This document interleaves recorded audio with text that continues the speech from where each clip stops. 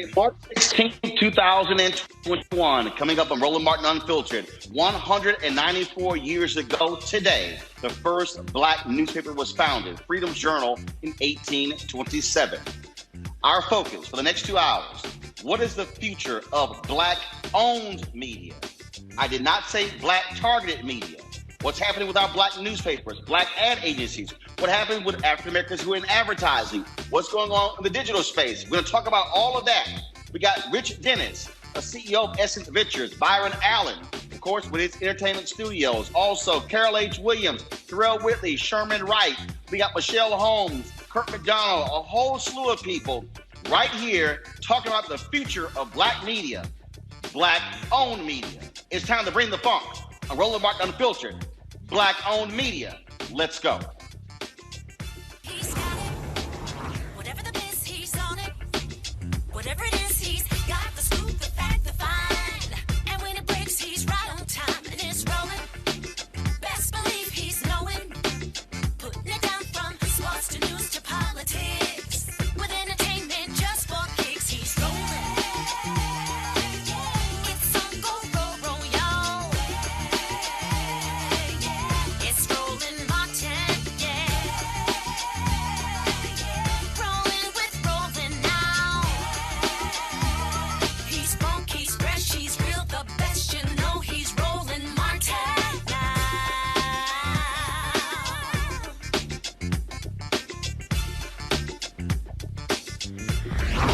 Martin. Roland Martin here, broadcasting live from Atlanta, Georgia, where I am here shooting the Urban One Honors, which will air on TV One and Clio TV, black-owned media company. Of course, I spent 13 years at TV One, 11 years with the Tom Joyner Morning Show, also owned by Urban One. And it's important that we make a distinction between what is black-owned and what is black-targeted. Because when you're black-owned, it's about who is controlling the content, who is controlling the narrative. In this space that we're in, folks, those of us in the black press, live by the mantra that was written in the first editorial on the front page of the nation's first black newspaper, Freedom's Journal, founded on this day, on March 16th, 1827. That's 194 years ago. This is what they wrote.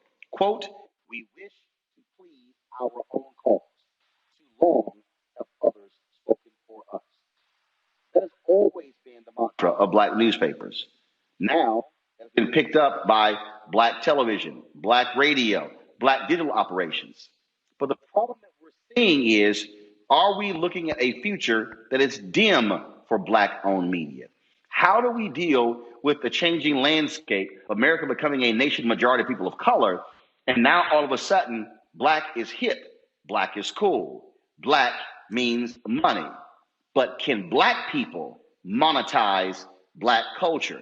We have seen an explosion of black targeted media for a very long time. BET used to be black owned, now owned by Viacom CBS. iHeartRadio launches a black news network called Black Information Network. I have commentators that run on that network. You've got Complex targeting black folks, owned by Verizon Media Ventures. Black Voices used to be black owned, now actually used to be what black started, but Black Voices now owned under the banner of Huffington Post, which is now under BuzzFeed. We can go on. The Root, same thing. The Root was black owned, started by Skip Gates, later bought by the Washington Post, later acquired by Univision, later Gizmo Media. Now, White Hedge Fund owns that as well. And so there's a lot of black targeted media, but how does that benefit African Americans? And who controls what we covered and what it is we talk about? So we're going to look back and look forward over the next 2 hours. Right now, I want to introduce my first panel. Thomas Aiello, Associate Professor of History and African American Studies, Valdosta State University, the author of The Grapevine of the Black South, the Scott newspaper syndicate in the generation before the Civil Rights Movement. Carrie Greenidge, Mellon Assistant Professor, Department of Studies in Race, Colonialism, and Diaspora, Tufts University, author of Black Radical, The Life and Times of William Monroe Trotter. And Ethan McKaylee, author of The Defender, How the Legendary Black Newspaper Changed America from the Age of the Pullman Porters to the Age of Obama. Let me have all of you on Martin Unfiltered. I'm going to start with you, Ethan, because, look, I served as executive editor, general manager of the Chicago Defender. Arguably, and I know in all deference to the Scott family, the Chicago Defender is the most historic black newspaper in American history. And the thing that I've often talked about, and your book lays out, is that Robert Abbott, by owning the Defender, was able not to just counter the narrative of the Chicago Tribune and the white-owned newspapers, but he was able to establish and control the narrative and speak to a black-specific agenda because it was black-owned, black-controlled, and black-focused.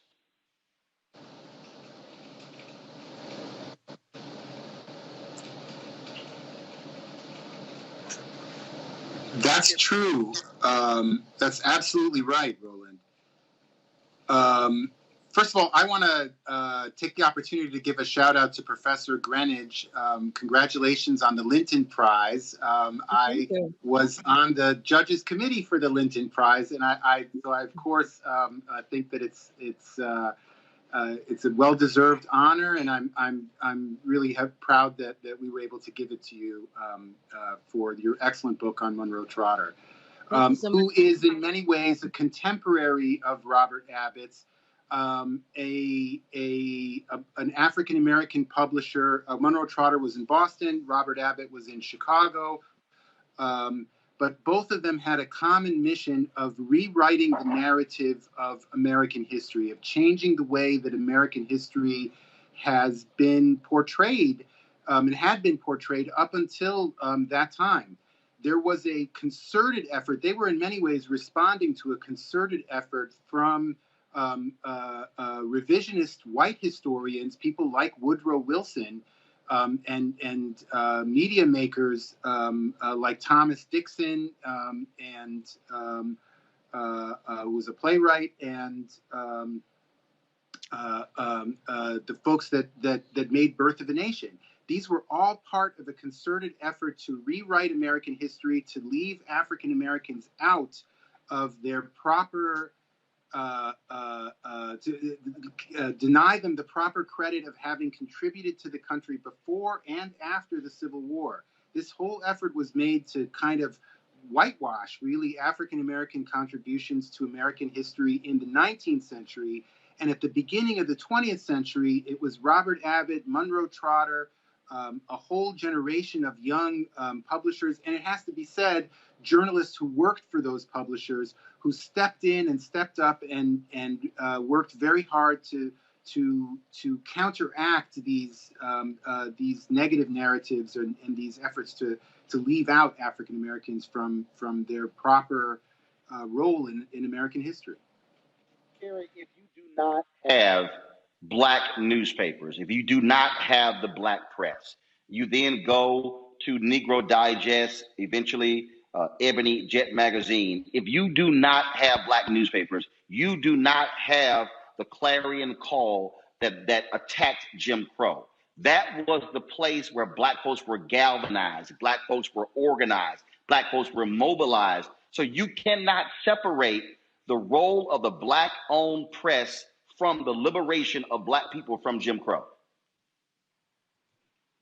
That is correct. First of all, it's an honor to be on the panel, and I enjoyed your book so much on the Chicago Defender. It was needed and a valuable contribution. And one of the things I point out in the book, and that scholars point out, is that, and that you eloquently pointed out in terms of your introduction, placing this in the context of Freedom's Journal, is that you don't have a black voice that could speak to black people and also be informed by what black people and black communities saw as politically and culturally important if you didn't have a black-owned press.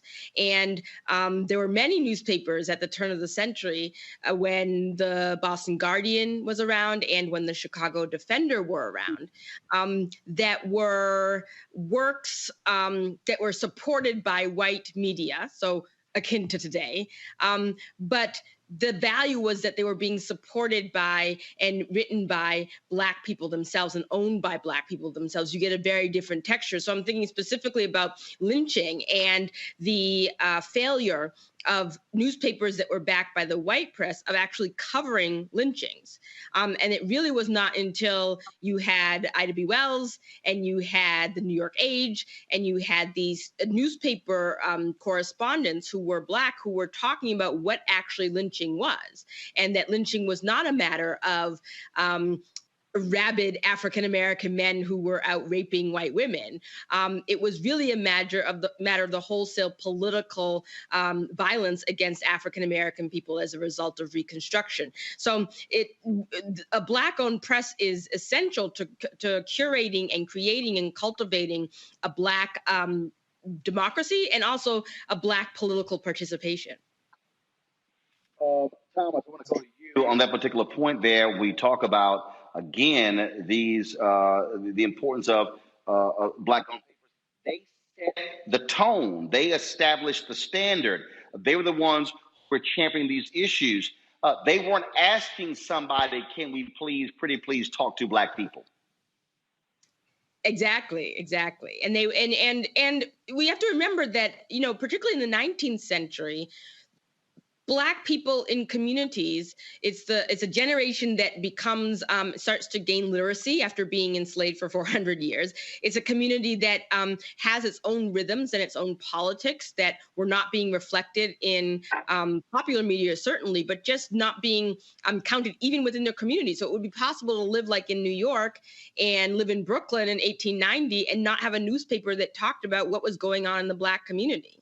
And so you can't form a political consciousness or a cultural consciousness or have a radical politics if you don't have something that's on the pulse of that community. Thomas? I think that's absolutely right. The Black press, especially at the turn of the century, what we're talking about now, very much has two real functions. I mean, first, it has to make up for all the stories about Black America that aren't being produced in white media, because the vast majority of white media is only talking about the Black population in relation to crime. But the other kind of role that it's taking here is a reinterpretive press, a way to take those stories that are put out in the white media and to better frame them without the white supremacist bent that goes into those kinds of stories. And both that compensatory function and that advocacy function are absolutely necessary for creating any kind of unified thinking about how we need to go about fixing the problems that they're reporting on. So, with the context, Ethan, of where we are now, what should Black-owned media be taking away, learning today for the future, with the demise of Black-owned media after the Civil Rights Movement? So you're asking about what's the status of the Black community? Oh, I'm sorry. Go ahead. What should Black-owned media be learning today from Black-owned media faltering after the Civil Rights Movement? There were lessons that are repeating themselves. Go ahead, please. Okay. Hold on a second. Go right ahead. Carrie first, Ethan, and then I'm going to go back to Thomas. Okay, thank you. And I would say that the biggest thing to learn is that, and I think this is all media at the moment, is that we're lacking a local press, a local voice. So there's Black America, and then there's all these little Black communities that are really at the center of what is going on globally and nationally. And so having this idea that a big media conglomerate can go and purchase, and how you said it, a Black focused media, and kind of just plug in Black people into that, you're not on the pulse of what's actually going on in communities. So that's the first lesson I would say. And the second one is that, making sure that Black money is going and sponsoring the press that Black community is consuming. I'll really just follow up on those points, which were incisive and thoughtful. Chicago's got a great example of very strong African-American produced, owned, and operated digital media. The Tribe in this city has done an incredible job through the pandemic of not just keeping people informed, but directing them to resources. I mean, they are the go-to source today, and I mean today, right now, for going and getting vaccines in Chicago. If you live on the south or the west sides, the Tribe has the information before anybody else where you can get a vaccine and what the best, easiest way to get it is. And there are senior citizens who I know use the Tribe as their only portal online. So it's really kind of an exciting moment in that way, although of course in other ways a sad and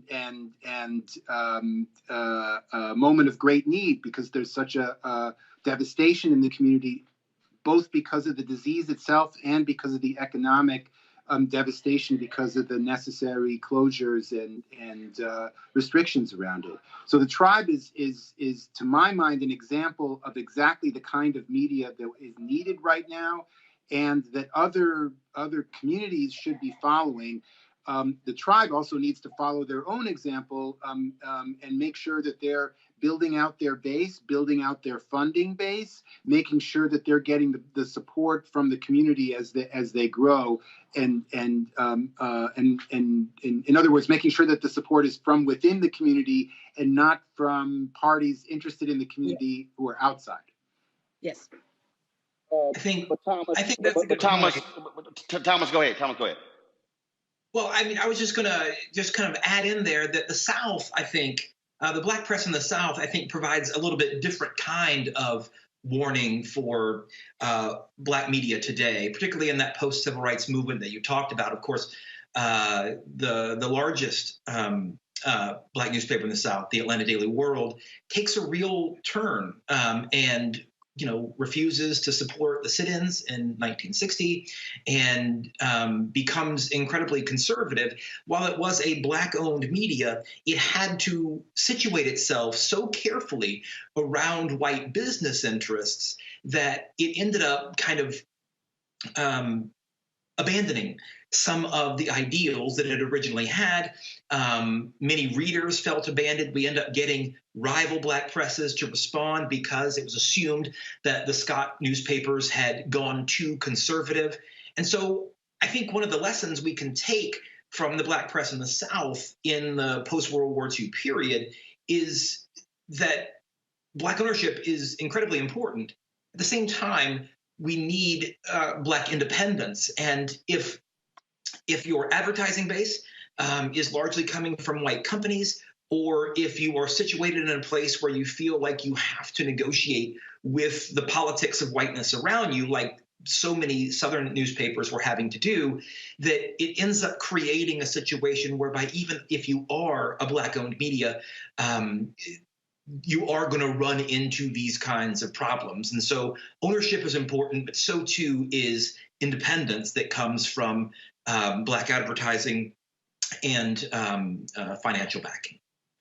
All right, then. Well, we certainly appreciate it. Ethan McKaylee, of course, author of The Defender, How the Legendary Black Newspaper Changed America from the Age of the Pullman Porters to the Age of Obama. Carrie Greenidge, of course, author of Black Radical, The Life and Times of William Monroe Trotter, and Thomas Aiello, author of The Grapevine of the Black South, the Scott Newspaper Syndicate in the Generation Before the Civil Rights Movement. I appreciate all three of you giving us that historical perspective that allows us to move forward as well. Thank you so very much.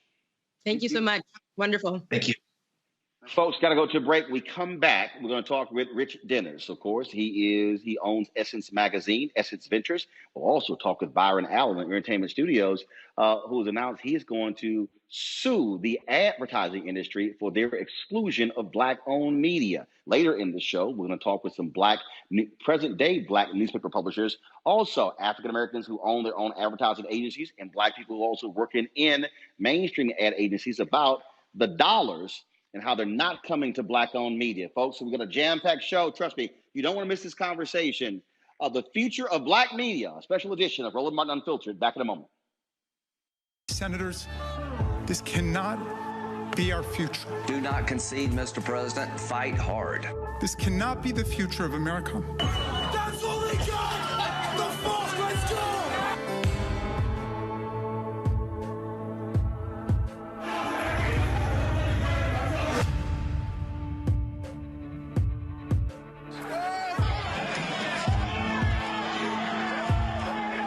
American patriots start taking down names and kicking ass. Where the fuck are they? Everybody stay down. People died that day.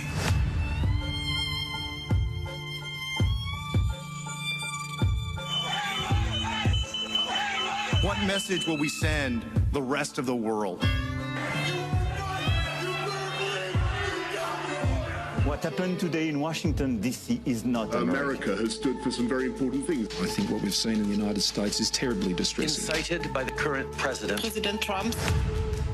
The world is watching and wondering whether we are who we say we are. You were patriots, just like the patriots gathered at Bunker Hill. The election in many ways was stolen.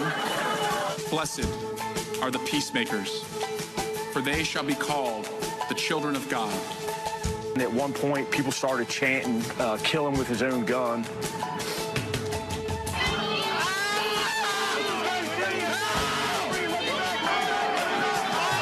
They thought they were going to die. Watching someone use an American flagpole to spear and pummel one of our police officers ruthlessly, mercilessly. We didn't need more witnesses. We needed more senators with spines.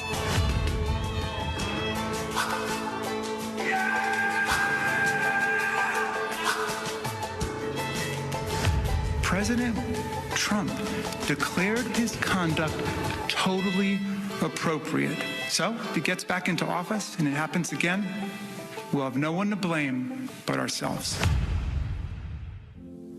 I believe that it's movement time again.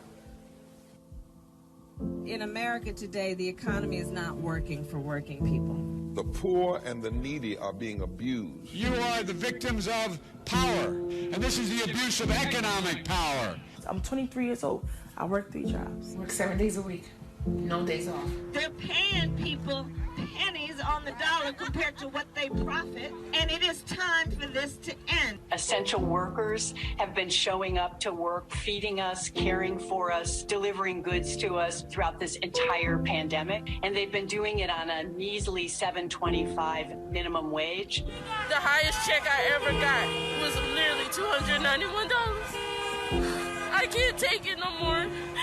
You know, the fight for 15 is a lot more than about $15 an hour. This is about a fight for your dignity. We have got to recognize that working people deserve livable wages. And it's long past time for this nation to go to 15 so that moms and dads don't have to choose between asthma inhalers and rent. I'm halfway homeless. The main reason that people end up in their cars is because income does not match housing cost. If I could just only work one job, I could have more time with them. It is time for the owners of Walmart, McDonald's, Dollar General, and other large corporations to get off welfare and pay their workers a living wage. And if you really want to tackle racial equity, you have to raise the minimum wage. We're not just fighting for our families, we're fighting for yours too. We need this. I'm going to fight for it until we get it. I'm not going to give up. We just need all workers to stand up as one nation and just fight together. Families are relying on these salaries, and they must be paid at a minimum $15 an hour. $15 a minimum. Anyone should be making this to be able to stay out of poverty. I can't take it no more. I'm doing this for not only me, but for everybody. We need 15 right now.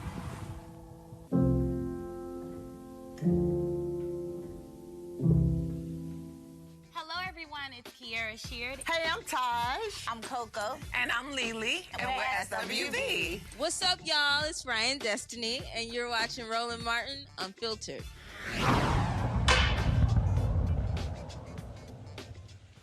Welcome back to Roland Martin Unfiltered Special Edition, the future of black media. Yesterday, Byron Allen, of course, he's the founder and CEO of Entertainment Studios, announced that he is launching a massive lawsuit against the advertising industry. He contends that black-owned media has been completely shut out of the dollars, getting a paltry amount, and that black-owned media deserves more.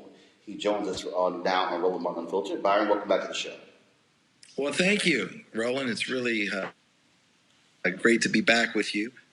So it's just good to hear your voice, and hopefully you're staying safe.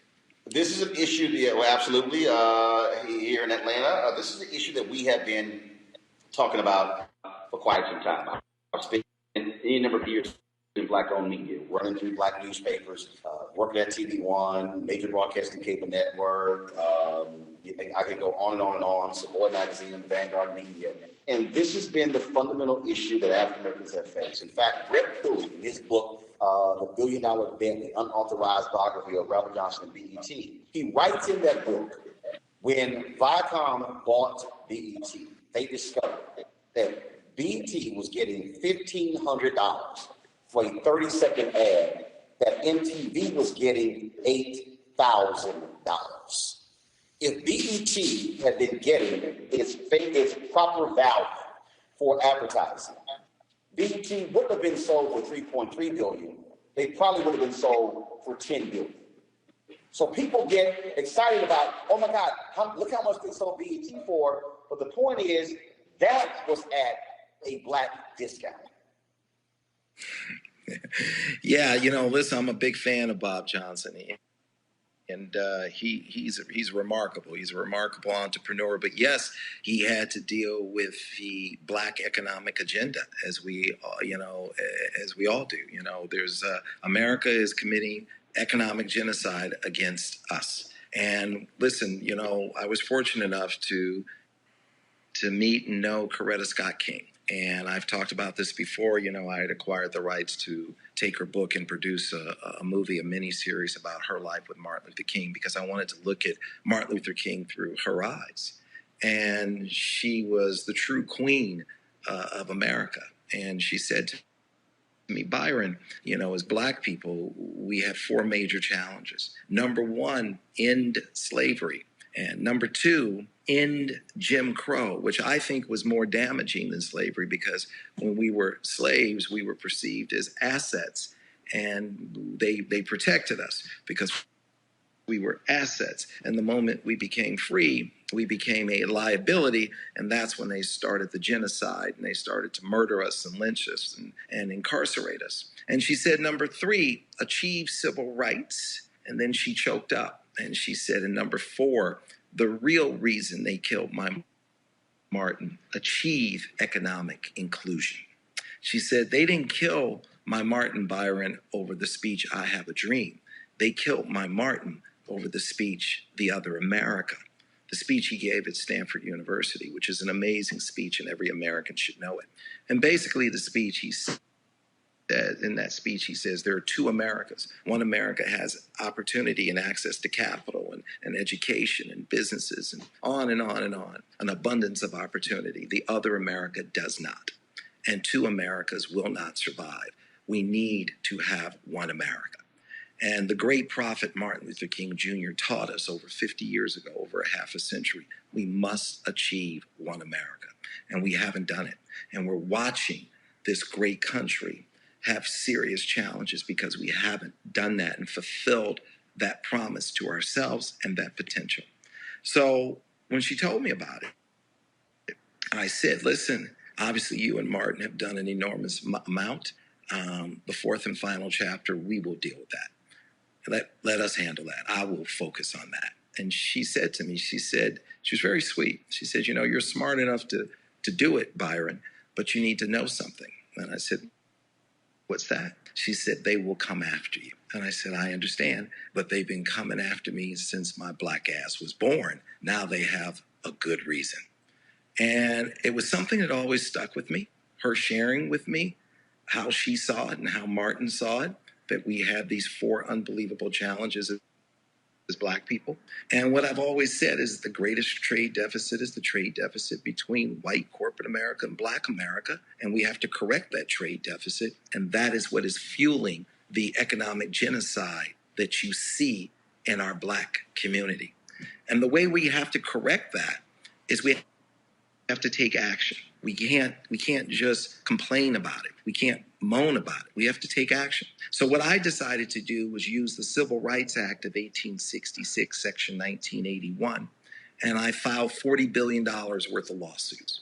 And those $40 billion worth of lawsuits against the MVPDs, the satellite and telco companies and the cable companies, they were resolved. They were settled. And I use that Civil Rights Act because it's the very first Civil Rights Act put on the books in America. And that Civil Rights Act was put on the books in the year of 1866 to protect the newly freed slaves, to make sure that we had economic inclusion in government contracting and commercial contracting, because they knew there were people out there that would make sure that we were excluded. And for a while it worked shortly after emancipation, and we were very prosperous. And that prosperity is what ignited and created the Jim Crow movement, because they saw how well we were doing, and then that's when they brought in the genocide. So these lawsuits, they work. I'm the first to come along and invest millions of dollars and use them to the tune of $40 billion. And I've told Madison Avenue, I took this last year during this pandemic, and I sat with, on Zoom calls, all of the ad agencies and their holding companies and a lot of the corporations. And I said, listen, you guys spend about $170 billion a year advertising, $170 billion a year. And Black people get close to zero. And that doesn't work. And we have to bring some economic reciprocity to this equation. And we have to close this trade deficit between white corporate America and Black America. So we, as Black people, have every right to ask for 14% of your budget to go to Black-owned media, not targeted, Black-owned.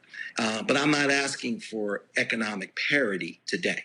Today, I'm just asking for economic inclusion, a minimum. And I do want you to hear the word, a minimum of 2% to go to Black-owned media. I need an ocean of capital to the tune of $3.4 billion to come into our communities so we can fuel and we can fund Black-owned media, because that capital will start to create thousands and thousands of Bob Johnsons and Byron Allens or whoever, because now you've positioned Black America to succeed. And right now, Black America is positioned to fail as it relates to Black-owned media. And you can count on one hand Black-owned media. And you shouldn't be able to say in 1921 that Byron Allen is the only Black person in America that owns an ABC, an NBC, a CBS, or a Fox affiliate. That Byron Allen is the only Black man in America that owns a widely distributed general market cable network, the Weather Channel in America. I happen to have one of the largest privately held media companies in the world, Black or white. But that shouldn't be the case. I shouldn't be the one and only in 2021. And so I know what I went through to get here, and I know it would be very challenging for anyone to follow in my footsteps. I'm trying to make sure it's infinitely easier for our people to achieve this level of success, because I can tell you by design, it is created to make sure that we are excluded. And so when I told Madison Avenue I'm going to start suing them, what I did is I have a staff of litigators who only work for me. It's a small law firm pretty much. And their job is to go out and sue corporations that do not do business with Black America. This is what I told Coretta Scott King that we would deal with. Our people, this generation, will deal with the fourth and final chapter. We will make sure that we achieve economic inclusion. And the best way to do that is through litigation. Because for white corporate America, litigation is kryptonite.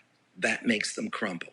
When they're looking down the barrel of a $20 billion lawsuit, they get real religious. Because what they try and do is drop those 4 Ds on us. When, first they try and dismiss us when we say, hey, there's a problem, you're not supporting Black-owned media. And they just dismiss you. And then we get a little louder. And then they discredit you. Oh, look at Roland. He's getting a little louder. Look at that angry Black man. And then once they get to that second D, they move on to that third D, because you get even more upset. They demonize you. And once they demonize you, they're in check with their so-called Christian selves, and they move on to that fourth and inevitable D. They destroy you. And that is what they did with all of our great leaders. They hit us with the 4 Ds. They dismiss, they discredit, they demonize, and they destroy. And I had to figure out the matrix that we were in and how do we get out of that matrix. And what I came up with is I said, I'm gonna use litigation. You can't dismiss it because it's your platform. I'm using your platform. I'm using your courtrooms. You can't discredit it. You created that. You can't demonize it. I'm not upset. I'm not angry. I'm just saying there's a dispute. And when you resolve disputes peacefully, you go through a legal process. And you can't demonize it and you can't destroy it. And it just has its life. And so I found that the best way to deal with this is the process that I've taken, which is legal action. I have to tell you, I'll be 60 years old next month. And the only thing I regret is not doing this 20 or 30 years ago, because it stops the analysis, the paralysis. It stops with what I find with white corporate America and institutionalized racism in white corporate America is that when it comes time to do business with Black America, they get amnesia, they get confused, they don't know what we're talking about, they don't know how to figure it out, they don't know who you are. Go for it. In fact, Byron, when you talked about doing business with Black America, which is one of the points that I keep making as well, you don't do business with one. We often see in other sectors, like, okay, you know what, we'll deal with one, when in reality, we're talking about a collective. I had someone who once said, you know, it's really lonely at the top. And the sister said, well, that's your fault because you didn't bring anybody else with you. What is happening now is that these industries said, okay, you know what? And I'm not picking on BET, but it was like, okay, there's BET. Okay, we'll support BET. And you go, but wait a minute. Yeah. It's not just BET. There are other networks. There are digital properties. There are newspapers. That's right. Radio. That's right. So it's not just one. And so what they do is they actually want us fighting amongst ourselves. Then they want us fight with Latinos. Well, they're sitting over there with 95% of annual 150 billion being spent every year. And what I've said is I've said, look, this is a problem in the Asian community, the Hispanic community, with women and with gays. But my lawyers have said, well, Byron, you know, you're not gay, you're not Asian, you're not Latino, you're not a woman. You don't have standing. You're Black, and you can only speak as a Black person. But what I would say to all my brothers and sisters in all communities, that you too should be holding the system accountable. And what I've also said, it's important for Black people to understand you're Black, you're Negro, you're colored, whatever decade you want to go to. But whatever you do, don't ever get labeled a minority. Because minority is not defined as you. Minority is defined as white women. And the money that they spend with white women, they will say, look at my minority record. I'm amazing with minorities. Yeah. Well, that's precisely why when we're meeting with the companies, I'm Vice President Digital for the National Association of Black Journalists. I said, I'm here for the B in NABJ, Black people. That's who I'm here for. That's right. I said, now, y'all can go meet with the other groups and with Black people. Just a couple of more questions. I'm going to go to Rich Guinness next with Essence Ventures. I love Rich. Rich is my brother. I love Rich. Rich is amazing. So, one of these ad agencies just announced they're having this equity upfront, and we saw it. My team responded by saying, well, who the hell did y'all invite? Because we sure didn't get an invitation. But here's the thing. The reason they're having this is because they don't invite us to the upfront where they spend most of the money. So here's what happened. Here's what happened. So I got on the phone, the Zoom call, and I called everybody up, and I said, when I sued one of the big corporations, one of the big media companies, one of the big cable operators for $20 billion, the chairman said to me, Byron, after we settled everything, he says, I got to tell you something. I was really hurt and disappointed that I read about this $20 billion lawsuit in the Wall Street Journal and everywhere in New York Times. He goes, I wish you had called me before you had taken this legal action. And I said, you know what? Next time I'm going to do that. So what I did is I took the last year to call everybody and said, I'm being gracious here, but I want you to know you're in violation of this Civil Rights Act, and I'm going to hold you accountable. There's no scenario in which you can spend $170 billion and a Roland Martin, $170 billion a year and a Roland Martin and others like him are struggling. You're going to put money in our economy the way we put money in your economy. So out of those conversations, IPG decided to have this black up front. I called our good brother Todd Brown, who we both love, and I made sure that you were on the list and you were invited. That was nothing more than you just fell between the cracks. But I can assure you, my brother, you are invited. One of the big reasons why I'm doing it is because of folks just like you. So you are front row. You don't need to worry about that. And a lot of others just like you and I. So this problem will be corrected. I'm just the first Negro to come along in 400 years to invest millions of dollars of my own money and go all the way to the Supreme Court to deal with it. And I didn't even break sweat after 6 years and tens of millions of dollars. And they looked at me and they just said, this guy is not going to let up. They're right.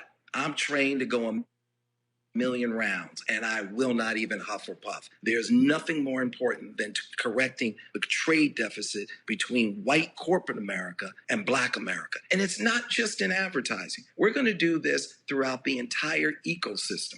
This is how we're going to truly get our people out of chains, out of bondage. Because right now, black America is still on a plantation. It's just a sophisticated plantation with minimum wages where you can barely keep your nose above water, where we are positioned to fail. They kill us in the schoolroom to make sure we don't get a proper education. They kill us in the boardroom to make sure we don't get proper economic inclusion. They kill us in the courtroom by making sure we're getting 30% longer sentences than our white counterparts committing the same crime, long before they choke us to death in the streets. The war is in the schoolroom to make sure we're properly educated. The war is in the boardroom to make sure we have true economic inclusion. And the war is in the courtroom to make sure we have real justice. Not only justice in the legal sense and criminal justice, but also economic inclusion. And we're using justice to make sure we get our seat at the table. And we have a seat at the table. And black owned is everything. And I had a white guy ask me a great question. He said to me, why is black owned important and not targeted? And I said, because you have a daughter. My daughter was just born. And I said, your daughter is white. My daughter is black. Let me ask you something. Can I control your daughter's image and how she's produced and how she's depicted and how the world sees her? And can I control her self-esteem? Are you comfortable with that? Are you okay with that? He said, no. I said, why do you think I would feel any differently about you as it relates to my beautiful black daughter? And now that my beautiful black daughter is here, I'm not asking for a seat at the table. I'm taking one. So scoot over. And that's what's happening. Well, I'm basically telling white corporate America, scoot over. That's what's happening. And we're going to stay on top of this and keep covering this and put that pressure on about Byron Allen. I really appreciate it. Thanks a lot. I appreciate you. Thanks a lot. Folks, in a moment, we're going to pull up a Rich Dennis. Y'all let me know when we have Rich Dennis, of course, the CEO of Essence Ventures on. Just so y'all understand, y'all heard Byron talk about upfronts. We mentioned that. So here's what happens in television business. The advertising agencies, what they do is, and we're going to be talking to some African Americans in advertising and also some black-owned agencies a little bit later in the second hour of the show. What they do is they have this thing called upfronts, where networks come in, talk about their products, and essentially what they do is sign ad deals right then. That's where most of the dollars are allocated during the upfronts. Very rarely is black media invited to the upfront. If you're on BT, you're TV One, you get in the door. But pretty much, if you're not, you're frozen out. You're frozen out. And so understand, this industry doesn't survive. You can't have a media property. You can, but it survives on advertising. That's what it requires. It requires the advertising dollars. That's what fuels media. That's what fuels Disney and ABC and CBS and NBC and the New York Times and the Wall Street Journal, Chicago Tribune. But who fuels the ad agencies? The companies. And we're going to talk about this later, because here's what happens. The companies, they go, no, it's not us. It's the ad agencies. And the ad agencies go, no, it's not us. It's the companies. So then you're left with, well, who the hell is it? Who do we talk to? I can tell y'all, when we've dealt with the agencies, they literally are searching. First of all, they upset that the company made us talk to them. And they're searching for a reason to say no. Y'all, $150 billion a year. Every company with products they're selling, TV, radio, newspaper, magazine, billboards, digital. And what's happening now, because you kept hearing Byron say black owned, when we talk to Rich, we're going to talk about black owned. It's because when they're giving the money to black targeted, you're giving the money to white executives. That's what's going on. CEO of Essence Ventures is Rich Dennis. He joins us right now. Rich, we just talked to Byron Allen about his lawsuit. I'm walking our people to understand how we are systematically frozen out, because in many cases, Rich, they don't even invite us to the big meeting. The dollars that we do get is sort of the aftertaste, if you will. Yeah. Talk about what you've had. You were not, look, you're new to the media business. What you have experienced in this short period of time owning Essence Magazine. Yeah, you know, it's a look, this is an age-old problem. And it's much bigger, you know, Roland, than media.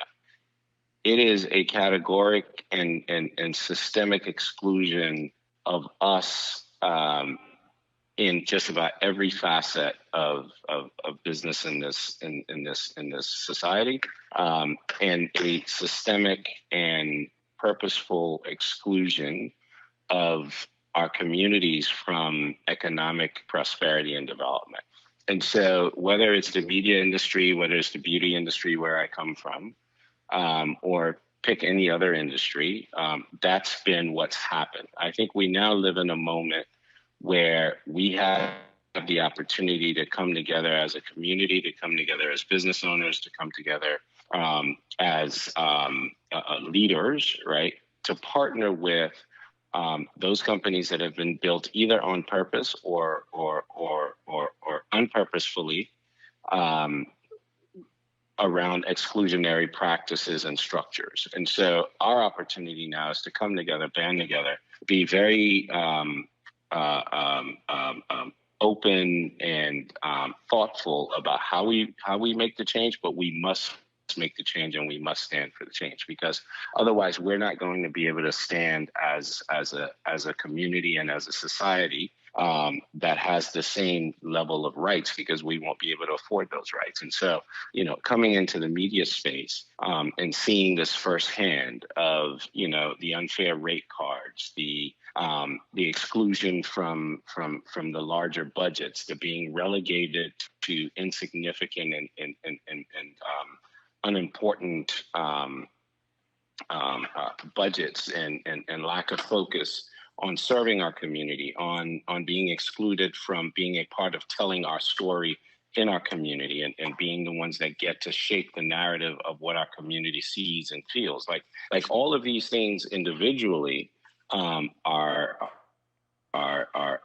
a problem, but collectively they're a tremendous problem. And so I think coming together to solve them is exactly what it is that we need to do. And here's the deal here, Rich. This is no situation where we can be diplomatic, where we can play both ends from the middle, where we can be, you know, well, let's have some nice terrain. We literally, and I have been saying this for the last 15 to 20 years, we are seeing potentially the death of Black-owned media. If we not potentially, Roland, not potentially. We are watching it. right? It's not potential. We're watching. Yeah, no. I'm sorry. To, when I say the death, I mean like it's gone. Yes. Yeah, no. Yeah. So when I say the death, meaning that's it. Right now, we in a coma. So I'm trying to prevent us sliding off into eternity, and that's the deal. Exactly. And I keep saying to people, you do not want to see the day when we're having to ask somebody else's permission. Can I go cover black people?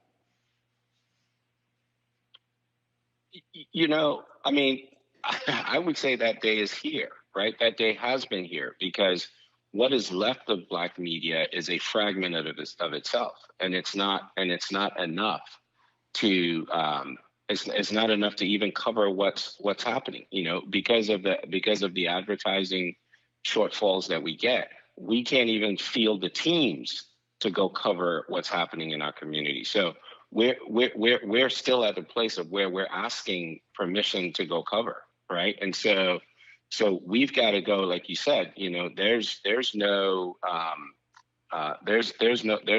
sort of moment of rest here around this, right? Like we've got to go hard now, because this resuscitation can only be successful if we're doing it together. A, B, the resuscitation itself will not last if we don't have a permanent source of oxygen.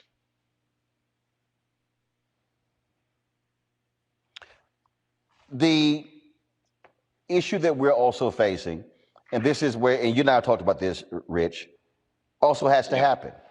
That is, black-owned media can't be in silos. Because the reality is, when you go to war, you got to go to war with troops.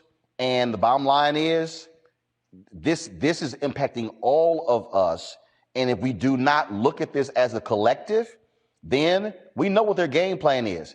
Let's pick off one or two and then send out press releases, say, hey, here's what we did, and celebrate. No, we have to, as they said in the movie One Night in Miami, I don't want the damn crumbs, I want the whole damn recipe.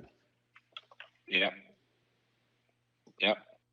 I mean, you're 100% correct. And right now, we've been playing for crumbs, right? And so coming together, we want the recipe for the pie, and we want to bake the pie, and we want to be the ones that are sharing the pie too. Absolutely. Rich Dennis, Essence Ventures, we certainly appreciate it. There will not be Essence in New Orleans this year, so you're having, again, the virtual Essence Festival, correct?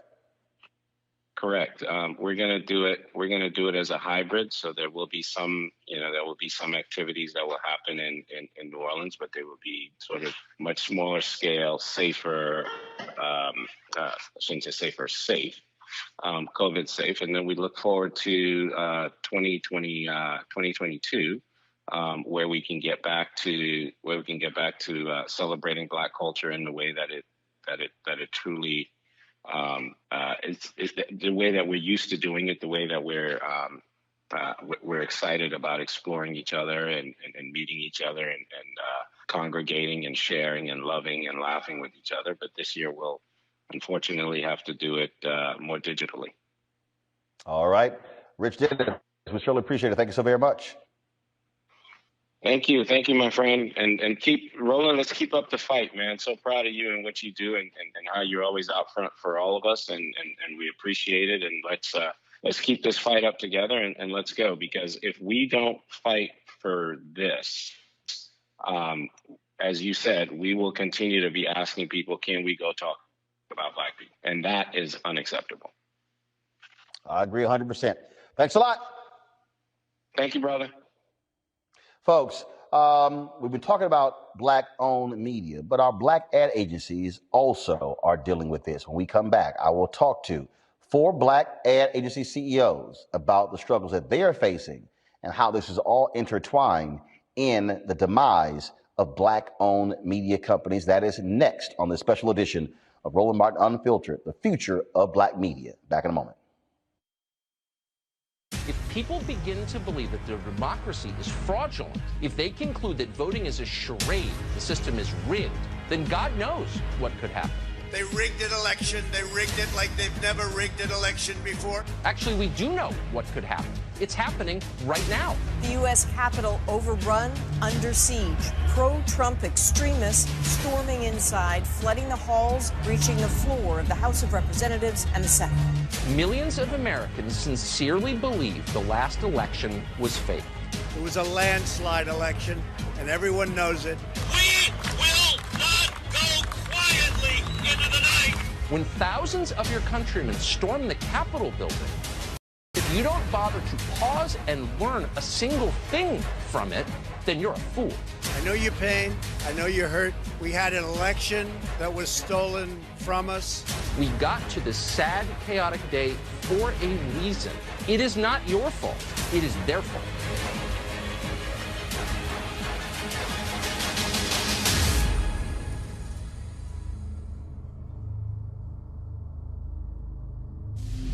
Donald Trump is not done dividing America. He's come out of hiding to find his old friend, the spotlight. On Sunday, he took the stage at the Conservative Political Action Conference in Orlando, Florida, where he lobbed insults, spread conspiracies, and lied. Immediately, this election was rigged. And the Supreme Court... The same things he's done for 4 years, with no concern for the destruction he leaves behind. He'll get the attention he craves. After all, even condemning him feeds his insatiable need to be seen. Which is why it's more important than ever to remind ourselves that in November, one thing became clear. America is not Donald Trump. America is the people whose names you may never hear, whose only fame will be among those whose lives they touch, but who are the best of America, all the same. They're doctors, nurses, healthcare workers, the people working tirelessly to get every American vaccinated against COVID-19. They're the disaster relief workers and first responders, holding up their Texas neighbors during the harshest winter the state has ever seen. They're the people who show up, lend a hand, and give a damn when their fellow Americans are in need. Remember them. The lives they lead are the best proof that Trump is a liar. Because America's greatness comes from us, not him. The Lincoln Project is responsible for the content of this advertising. What's up, y'all? I'm Will Packer. Hello, I'm Bishop T.D. J. What up, Lana Well, and you are watching Roland Martin Unfiltered.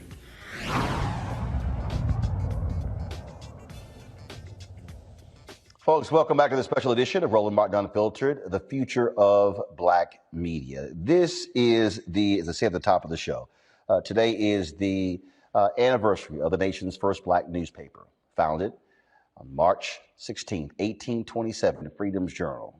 They wrote, "We wish to plead our own cause, too long have others spoken for us." But the reality is, you can't have a successful black-owned media company if you don't have the ad dollars. You got to have capacity. You got to be able to build and grow. Why was the Chicago Defender, the Pittsburgh Courier, the Atlanta Daily World, why were they so powerful in the 1930s, 40s, and 50s? It's because African Americans were reading them. They were paying that subscription. They had hundreds of thousands of readers. Civil rights movement, Jim Crow ends, black folks start getting hired in mainstream publications. Black media began to lose its relevance. Also, not getting the dollars. We were benefited, though, with black ad agencies. Because when black ad agencies came along, you had Ebony and Jet, and you had Black Enterprise, and you had Essence, and you had these black papers. And so all of a sudden, there were black advertising agencies that were placing ads.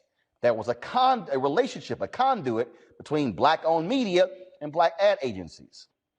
Go through the 70s and 80s and 90s, multicultural. And so black ad agencies were getting the multicultural dollars. But as the demographics began to change, multicultural dollars became mainstream. And what did white agencies do? They sucked up the multicultural dollars, trying to choke off those black ad agencies. So just like Black-owned media, our media outlets have been fighting for survival, so are our Black ad agencies. Fully capable of placing ads, fully capable of running political campaigns, fully capable of doing creative work on advertising, whether they're trying to reach Black people or not. The question is, how do they also survive in this changing world? We have four of them with us right now.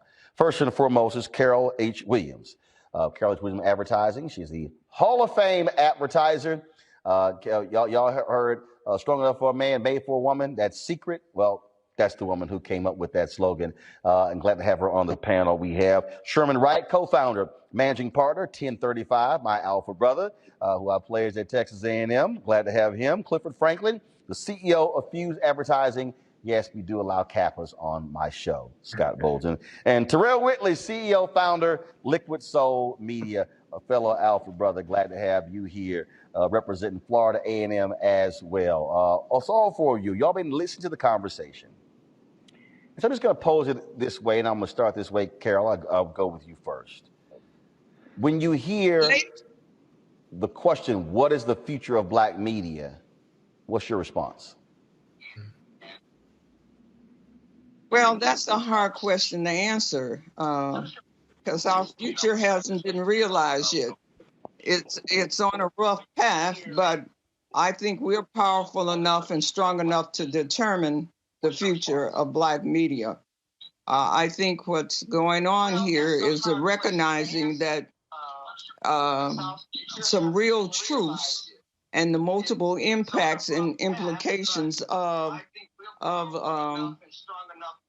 what's going on in these environment with our situation, recognizing that the system is systemically flawed. And if we want to make sure that the path of Black media is a positive one and ensured, we have to come together as an industry and a community and lay the strategic platforms that accomplish that. We just can't leave this up to mass market or diverse agencies, because the fight is not about you personally. It's about who's going to get those dollars. And so that really is strategic initiatives and us recognizing our power in this industry and those monies that we're spending, and spending that money with companies that are feeding and putting that money back in our communities. Cliff, frankly, you and I have talked about this. Same thing happens in politics. It's as if Black ad agencies, look, you could do the same work as these other agencies, and sitting here trying to fight for it, trying to fight for the ability to place those commercials, to be able to do the creative as well. And it's the same thing happening. Democrats depend on Black votes, but when it comes to trying to get that money, it's always a different conversation. Well, it is, Roland. First and foremost, thanks again, brother, for keeping up the fight. I rarely give alphas props, but I have to give you yours for taking that leadership role. So we appreciate that. Yeah, it has been a struggle. I mean, I think Carl said it well. Before I dive into the political side, I remember when we would have these meetings in Chicago, Ken Smichael would host them, rest in peace, from Target Market News. And we tried to set up an organization called ABBA. You know, that lasted all of about 6 months of us trying to be unified, to have a unified voice. I started Fuse in 1997, and we're saying the same thing, you know, now 24 years later. It's almost draining. So as I looked at it, I was one of the first Black agencies to pivot to the political side, because I felt like that's where I could still get the traditional media dollars. So I've been doing national politics since 2000, sort of cut our teeth and really got our foothold during the 2004 election when we were working for the Media Fund. And that was the first time it was Harold Ickes that said, hey, man, I'm going to carve you out a budget and do what you do, and sort of let us go. And I do credit, Axelrod and Larry Grisolano on the Obama campaign in 2008. It wasn't nearly enough of what I should have had from a budget standpoint, but they did give me a carve out where I could take care of Black-owned media. Roland, as you know, when I get a budget, I spend it with Black folks. I don't ask for rates. I don't ask for any of that stuff. We just work out a deal because that's how I've always operated. But unfortunately, the general market agencies always find an angle and they always find a way to carve out our dollars. Once they saw that people were going to start paying attention to Black voters, all of a sudden the same agencies now either carve out some Black folks to now have their own little independent agency under them, or they take our dollars. So now we're fighting all over again, same way. Look at the DNC. Look how much money comes from the Democratic National Committee, the DCCC, the DSCC, the DGA, the Democratic Attorney General's Association. Nearly $500 million out of all of those groups, not including the PACs. And it's peanuts on the dollars of what Black folks actually control. So it's the same thing, Roland, and Carl is right. We got to unify now. And again, we appreciate the leadership that you're doing. Terrell, look, a Black-owned ad agency is an ad agency. Depending upon what you want to do, marketing, creative, the placement of ads. What Black folks are simply saying is, hey, let our skill set shine through, but don't sit here and hold back and give us 20 cents on the dollar. Don't sit here and don't allow us to be able to compete for the business, not be able to build capacity. Look, a Black-owned ad agency wants to be as big as Omnicom and Mediacom and WPP and all of these different agencies. But what happens consistently is the game being played. So we see this in contracting. We see this not just with corporations, same thing with federal government. We've talked about on this show, Congresswoman Eleanor Holmes Norton commissioned the GAO to do a study. Over a 5-year period, the federal government spent $5 billion on advertising. Black media got $51 million out of the $5 billion. Why? Because the federal government uses these same ad agencies that are reaping the billions with these private companies with the government. Joe Anthony, Hero Collective, is suing DDB Worldwide right now for $100 million, saying he got cut out of a $4 billion contract. He says that he helped them win for the advertising budget of the U.S. Army. The question is this here: how much of Black media gonna get out of that Army contract? Because there's sure a lot of Black folks in the U.S. Army. This is such a massive issue, and it directly impacts the ability to create Black wealth, hire Black people to expand access to this system. Yeah. Well, I totally agree. And number one, thank you, Roland, for having me today, and all of my counterparts here, which I adore and love. So, Carol, very good to see you. Sherman, my frat brother. Clifford, great to be on with you. And you even had great folks like Byron Allen, who I call a friend, a great friend, and I'm glad to see him, as well as Rich Lou Dennis. So thank you, Roland, for putting together this platform. You know, the issue is extremely systemic, and it's interesting how we over-index in so many categories, whether it's entertainment, whether it's travel, whether it's across the board, we over-index, as you mentioned, in so many, even on, when it comes to the armed forces, or when you look at the NBA and sports, it's a constant scenario where we as a consumer, we're over-indexed, but we will be underrepresented in how we engage, approach, and deliver against marketing media, and ultimately leveraging Black-owned media to deliver messaging. The issue, I believe, has become even deeper psychologically because a mainstream agency will hire a few Black people, and all of a sudden those individuals feel overly empowered that now they have the capacity and they understand all the nuances, and they effectively can deliver on the behalf of someone else. And they fail to realize that they're not creating an economic power or economic engine that will service their own. And so the issue becomes even more amplified from that position, because folks think that they're doing quite well, when in some instances they're actually causing more harm than help. So with this, I believe, and you asked the question to Carol, where does she feel Black media is at this juncture? I personally feel we are in a red alert urgency space. I feel as though if we don't make bold moves, and Byron talked about his bold move as it relates to litigation. I know others, like you mentioned at Hero, are saying the same. I think we've had some very high-level conversations. This group here that you've helped initiate, Roland, I do think we now are at a position where we have to make bold moves to stay out in front. And we have to protect both sides of the fence, meaning we got to begin to protect our Black-owned media. We also have to protect and engage against our consumers and own our consumer space. But it's so many times when you don't have the resources, when you don't have money flowing in, you can't create an ecosystem that justifies the ends. So at that juncture, we have to turn to mechanisms that will protect us, that will protect the future of Black-owned agencies. I know Sherman will attest to this. I don't know of a lot of young people that are able to build and start agencies at this juncture to deliver capacity like we did some 10 or 15 years ago.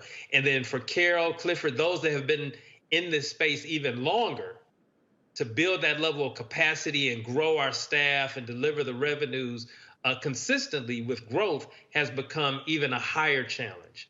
So it makes it difficult to go out and hire individuals, to train up the new talent when the budgets and the benchmarks are constantly shifting. So the minute you say, hey, we've ascertained that skill set or we've brought in that particular capability, they move the mark. And the worst part for me is that sometimes the advocacy inside the corporation becomes our greatest detriment. We think that having some Black executives will help tilt the curve our direction. Instead, many times they become so concerned about keeping their own personal welfare in check that they would rather cut us off at the knees versus helping us integrate and engage further into the company. And here's the I know this has happened to everyone on this panel. Those are the first phone calls I get. When that company lets them go, the first person they call is Terrell Whitley saying, hey, can you help me out?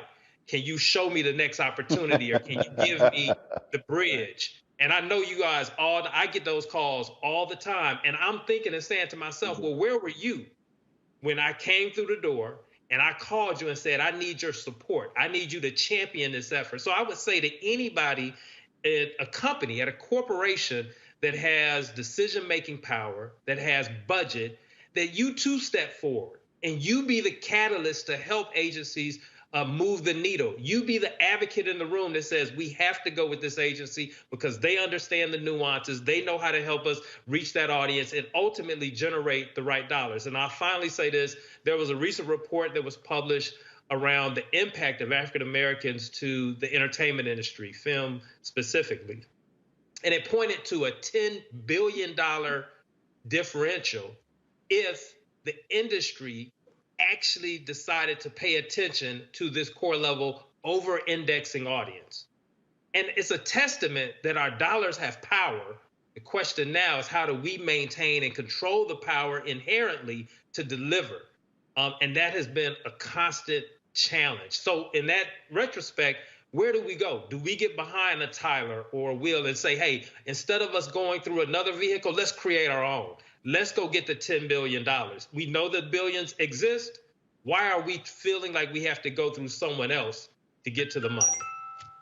Sherman, you heard Terrell talk about capacity. Look, here's what happens.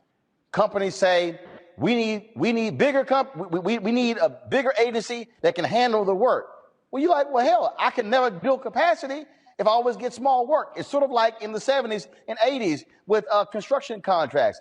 You couldn't bid on a prime contract unless you'd been a prime. Well, if you've always been a subcontractor, I never can be a prime. So I can't ever make prime money if I am locked out of being a prime contractor. Well, Roland, I'm just going to echo the sentiments of my panelists. Really honored to be here. Obviously, your voice, we appreciate your bravery and just the boldness. You mentioned it, and if you talked about those companies, Omnicom and things of that nature. The game has changed because nobody's building it. It's no longer, if you can't beat them, you buy them. So consolidation, we're fighting consolidation. You talked about $150 billion domestically. It is a $4 almost $500 billion industry globally. 20% of that is owned by 10 companies. You talk about WPP, which is the largest, has a $20 billion market cap. So you're fighting those agencies that you named. They don't come as individuals or independents. They're bringing networks. And we don't have that network. And a lot of these organizations are looking at consolidation. When you think of these big brands, such as McDonald's or the automotive companies, they build team so-and-so. So if I'm in this holding company, you're going to give me half a $500 million, $1 billion in business. I'm going to go across my network, get the best of the best, get as many resources as I need. We'll throw resources at it in order to fulfill your needs. We don't have that opportunity. It's a consolidation game that we're fighting. And this is not about alliances. You know, alliances are no longer strong enough to go against Goliath. You can't say, hey, let's work together. You got to build businesses that are integrated, that can meet the demands, the scale, and the responsiveness. I always say this, you know, use basketball as an example. Everybody on this call, you know, 5 for 5, their starting 5 can go against any team that any agency puts out. Okay, that's their starting 5. All right, my second 5, we can hang with them. But when they go deep down their bench and they're bringing their 5th and their 6th and their 7th team and throwing resources after resources, as sometimes we got to call a timeout and say, Coach, we're out of breath. We just don't have that many resources. So the competition is no longer about can we do the work, and scale is no longer about even budgets. Scale is about business doing business with business in a consolidated format where you're bringing a conglomerate against a conglomerate. And until we really have that built in that infrastructure, it is a difficult battle to have. I had an opportunity recently where a client told us we were too small. And he said, Sherman, my last team that handled a portion of this business was the size of your agency. I have a relationship with this organization that throws resources, invest in resources.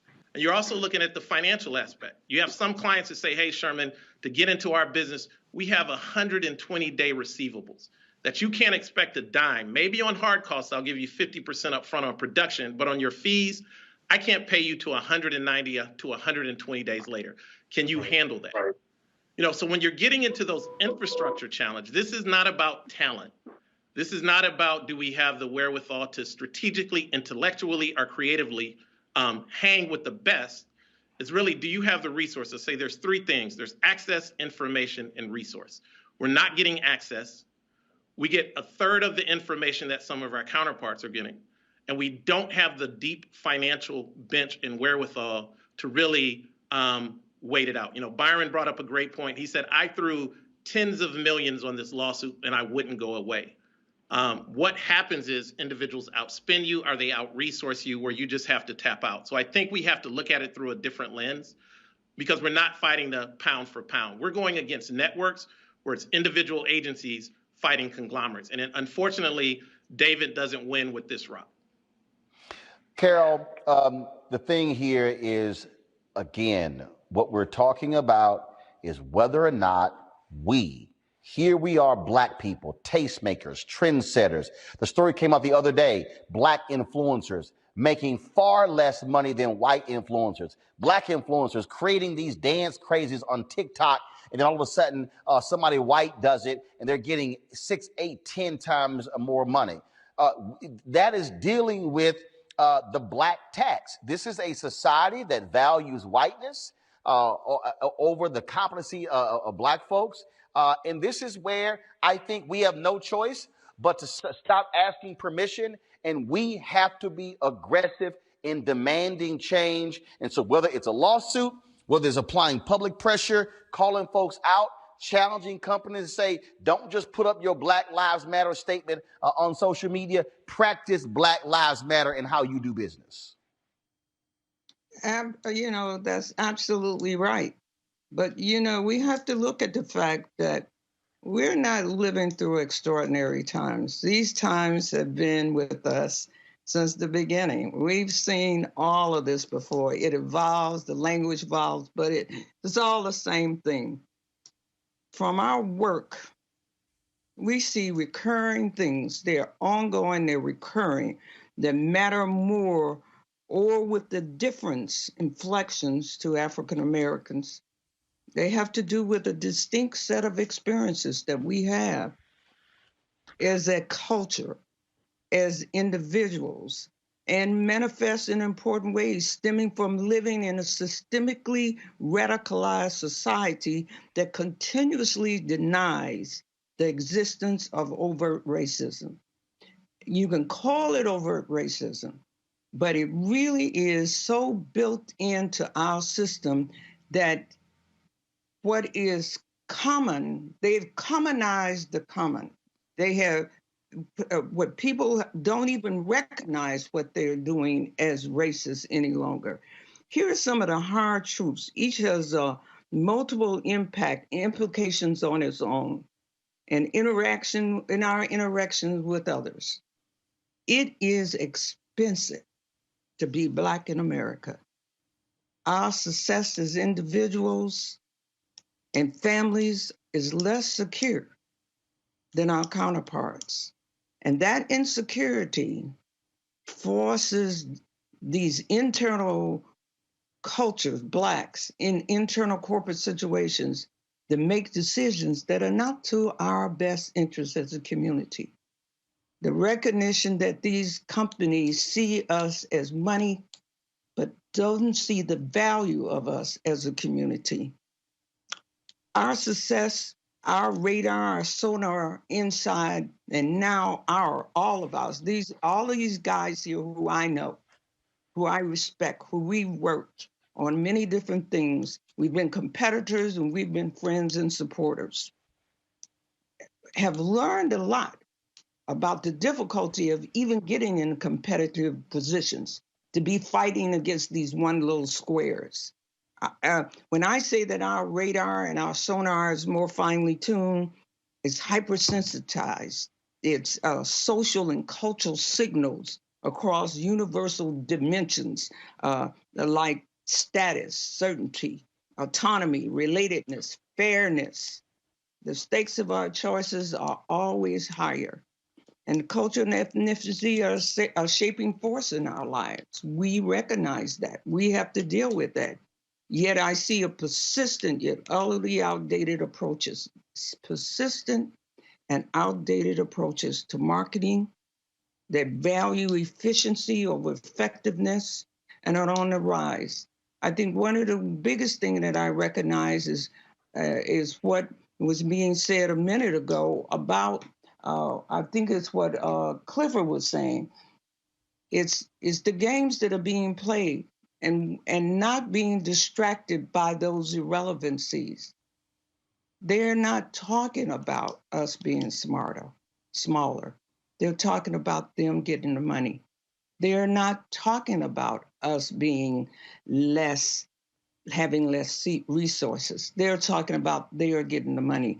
That's where our strategic platforms have to be developed and taking place, because we always get distracted a lot of times with this narrative over here and the narrative over there, and it becomes the shaping forces in our lives as entrepreneurs.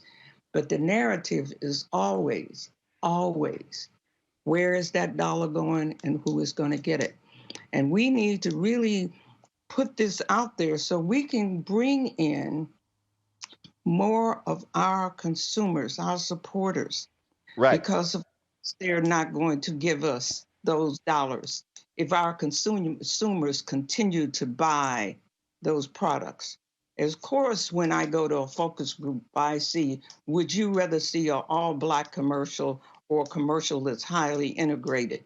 And our consumers say, we'd rather see a more integrated commercial. That may be politically right, but it certainly doesn't do anything to help your community.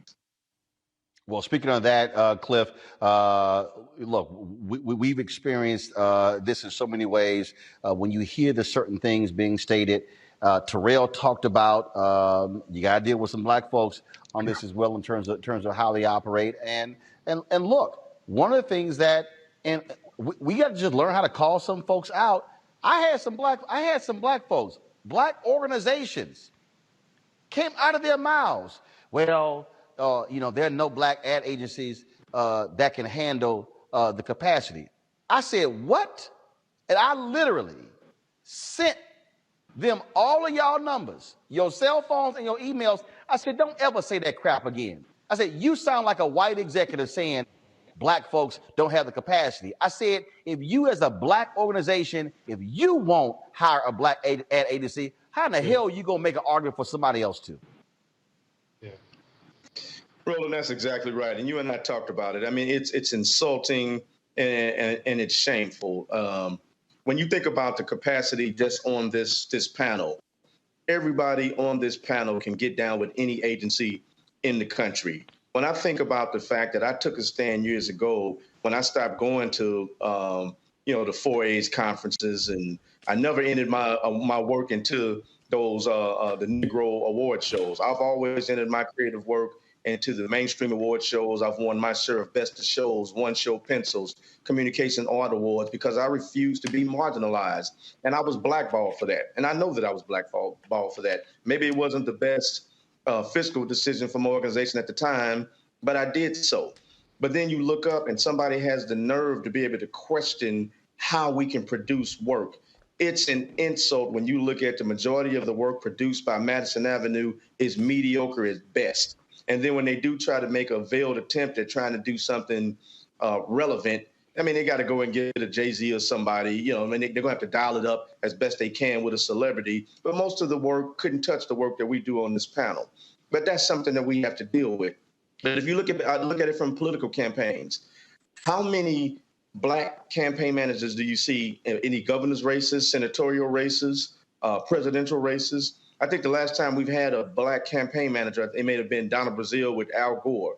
How many black folks do you see controlling the budgets of any of these political campaigns? They'll go get a black person that'll be over black media and they'll do faith-based outreach. But when it comes to actually somebody controlling the dollars, it's always somebody white. But we got to get to the point where we take a stand. Don't send your work into these ad color and mosaic award shows and all that and give them political coverage that you're doing something for black folks. Stop supporting them. That's what I did years ago. I stopped supporting them. Black folks want to do something, I'll support that. I'm not supporting the mainstream stuff because I know that it's been racist and then I know that they're going to marginalize us. We collectively have to take a stand.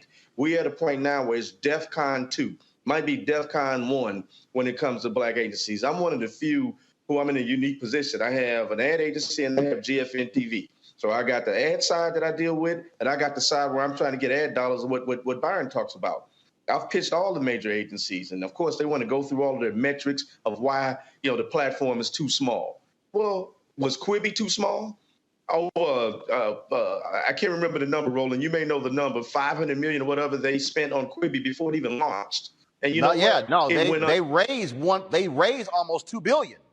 Yeah, raised $2 billion, and then the ad dollars committed pre-launch was incredible. So you're gonna they don't have any metrics, but Roland and I have to have metrics in order to get an ad buy. I mean, it's an insult. And, part of it, though, is we have to stop begging for dollars. I think even from a platform standpoint, we got to figure out how to aggregate our numbers into some newly formed multi-channel network or something so that we can remove the excuses and say, we've aggregated the numbers. Now what's your excuse? We do have 20 million viewers. Now give us this amount. We have to just figure out something. And as Terrell said, as well as everybody else, we got to make some bold moves now, and we got to start swinging from the shoulder. I don't think we have a choice. Final comment, Terrell Sherman. Terrell, you first. One of the things that I think is real critical, and we've all said it, is how do we connect and collect ourselves? Roland, I would say this. If you said, Terrell, give me some solution, where do we go?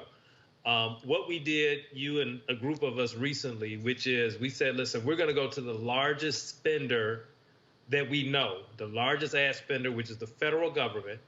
And we got to say to the federal government that you guys you've allowed roadblocks to come up for walls to be built to keep us from playing. And if we can produce legislation, if we can get on the Hill and provide information all the way down to, if we have to, really petition them to say, hey, we need to not only have a carve out, but even if these four agencies right here said, we're going to come together to be prime on one, if you just said the Army, prime on the Army, that alone would give us a major bump, all of us, collectively. right? And they know across all of the different agencies, they've been marginalizing us and keeping us outside of the front door for the longest. So the key is, where can we provide a very targeted, specific impact that says, and can we really gate it? Because you know this, and I know this too, the minute we go to a corporation, the minute that leadership changes, well, a lot of the other policies and a lot of other expectations change. And whereas Black Lives Matter mattered to people a year or two ago, it may not matter in a year or two from now because of leadership changes. But if we can institute things through legislation and impact against the government, I think that there's opportunity there for us to not only have a baseline and a floor to build from, but something relatively sustainable. Right now, we're missing that. Final comment, Sherman. You know, I'm going to build on the last comment, and you know I'm a fan of partnerships, consolidations, and mergers and acquisition. You know, shout out to Will Campbell and Quantasy out in LA. It's a partner agency. We've worked together on several instances where it's about the win, not about who's going to get what. You know, as I shared with you, Roland, we had an opportunity. We got a multi-million-dollar deal. I brought another partner in. I actually got the smaller of the cut, but it gave me a bigger opportunity to even grow. And they did what I needed to be done a lot better than we did, and they had the breadth and the depth. So I think we have to kind of reevaluate our strategies. What's the win? What barriers do we got to overcome? This is not about the individual. You know, even individuals coming together, it has to be individuals coming together to give scale with a unified voice, even to the extent of a unified P&L. You know, a lot of clients just don't want to deal with a lot of difference. They want to know that I got one single source, and the partnerships have to agree and align and say, this is about the win of the group, not the individual. And if the group wins, each individual wins, versus how do I win with a group? And I think that's just a strategy and something that we've been working on probably for the last 6 months, having to kind of reimagine, re-engineer, and relaunch our value proposition. And we've had some great success with clients and looking to build on that initiative. And I just, you know, love supporting you, love supporting the group, the most brilliant minds and some of the best creative I've seen on this call. There's a future generation coming up of some others. We just have to, you know, keep up the fight and understand it's about us all winning. Carol, Cliff, Terrell, Sherman, we appreciate it. Thanks a lot. Thank you. Thanks for having me. Thank you.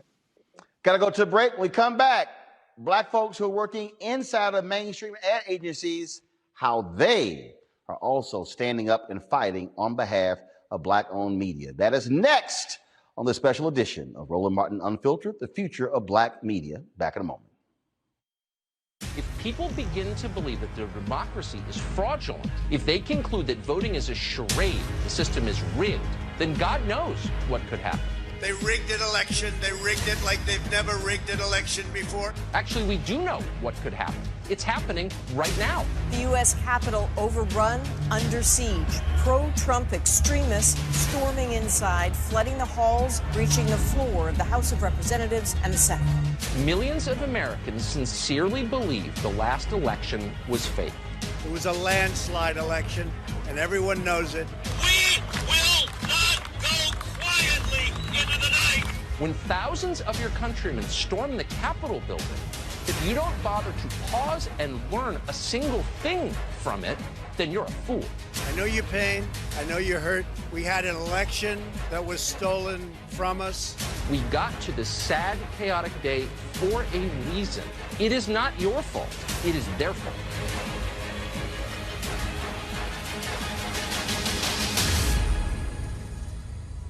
Republicans know their ideas aren't popular. That's why they lost the popular vote in all but one election over the last 32 years. So after losing the White House and the Senate in 2020, Republicans want to make it even harder for you to vote. In Georgia, Republicans are trying to pass bills that would eliminate ballot drop boxes, repeal automatically registering voters when they get driver's licenses, and limit absentee voting. And in states Trump narrowly lost, Georgia and Pennsylvania, Republicans are trying to cut mail-in voting, falsely claiming it perpetuates voter fraud. Let's be clear, voter fraud is a myth. Republicans know they can only stay in power preventing people from voting. This is who they are. Our leverage in the elections, quite candidly, goes up as the voting populace goes down. Don't let them get away with stealing your vote. Vote them all out before they take away your right to vote.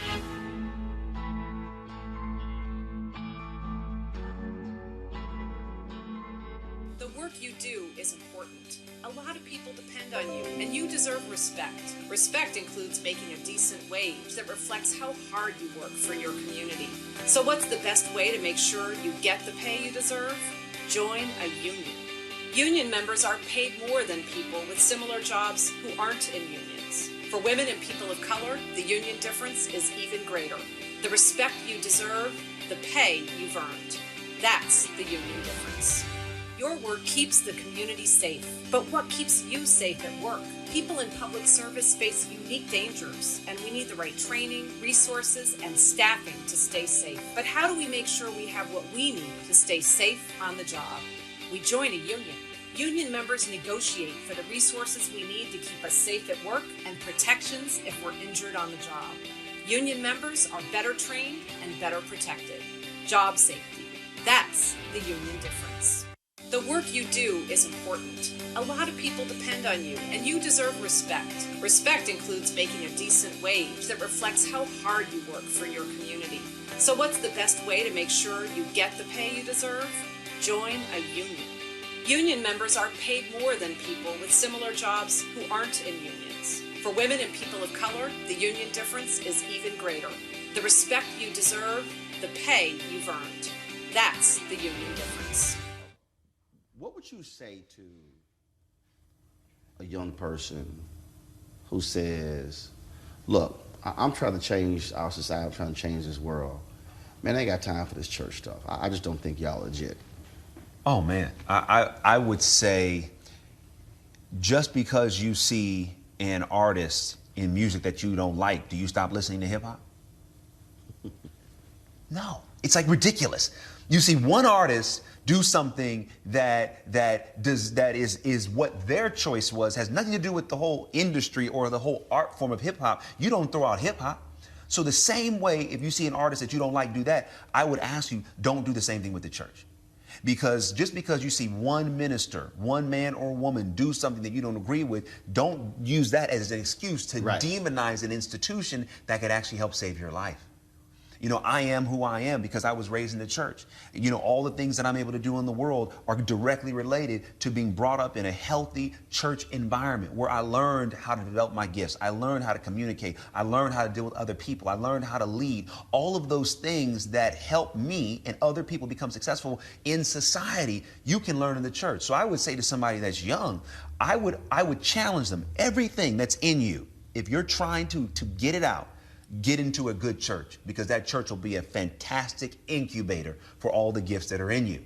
And when you find the right church, you will find that the others that you may have been looking at were the wrong people to look at. In any profession, I don't care what it is, you're always going to find people that you can point out that may not represent that profession to the best of their ability. But when you find those that do, then you begin to see what it really is about. Hey, I'm Cupid, the maker of the Cupid Shuffle and the Wham Dance. What's going on? This is Tobias Trevelyan. And if you're ready, you are listening to and you are watching Roland Martin Unfiltered.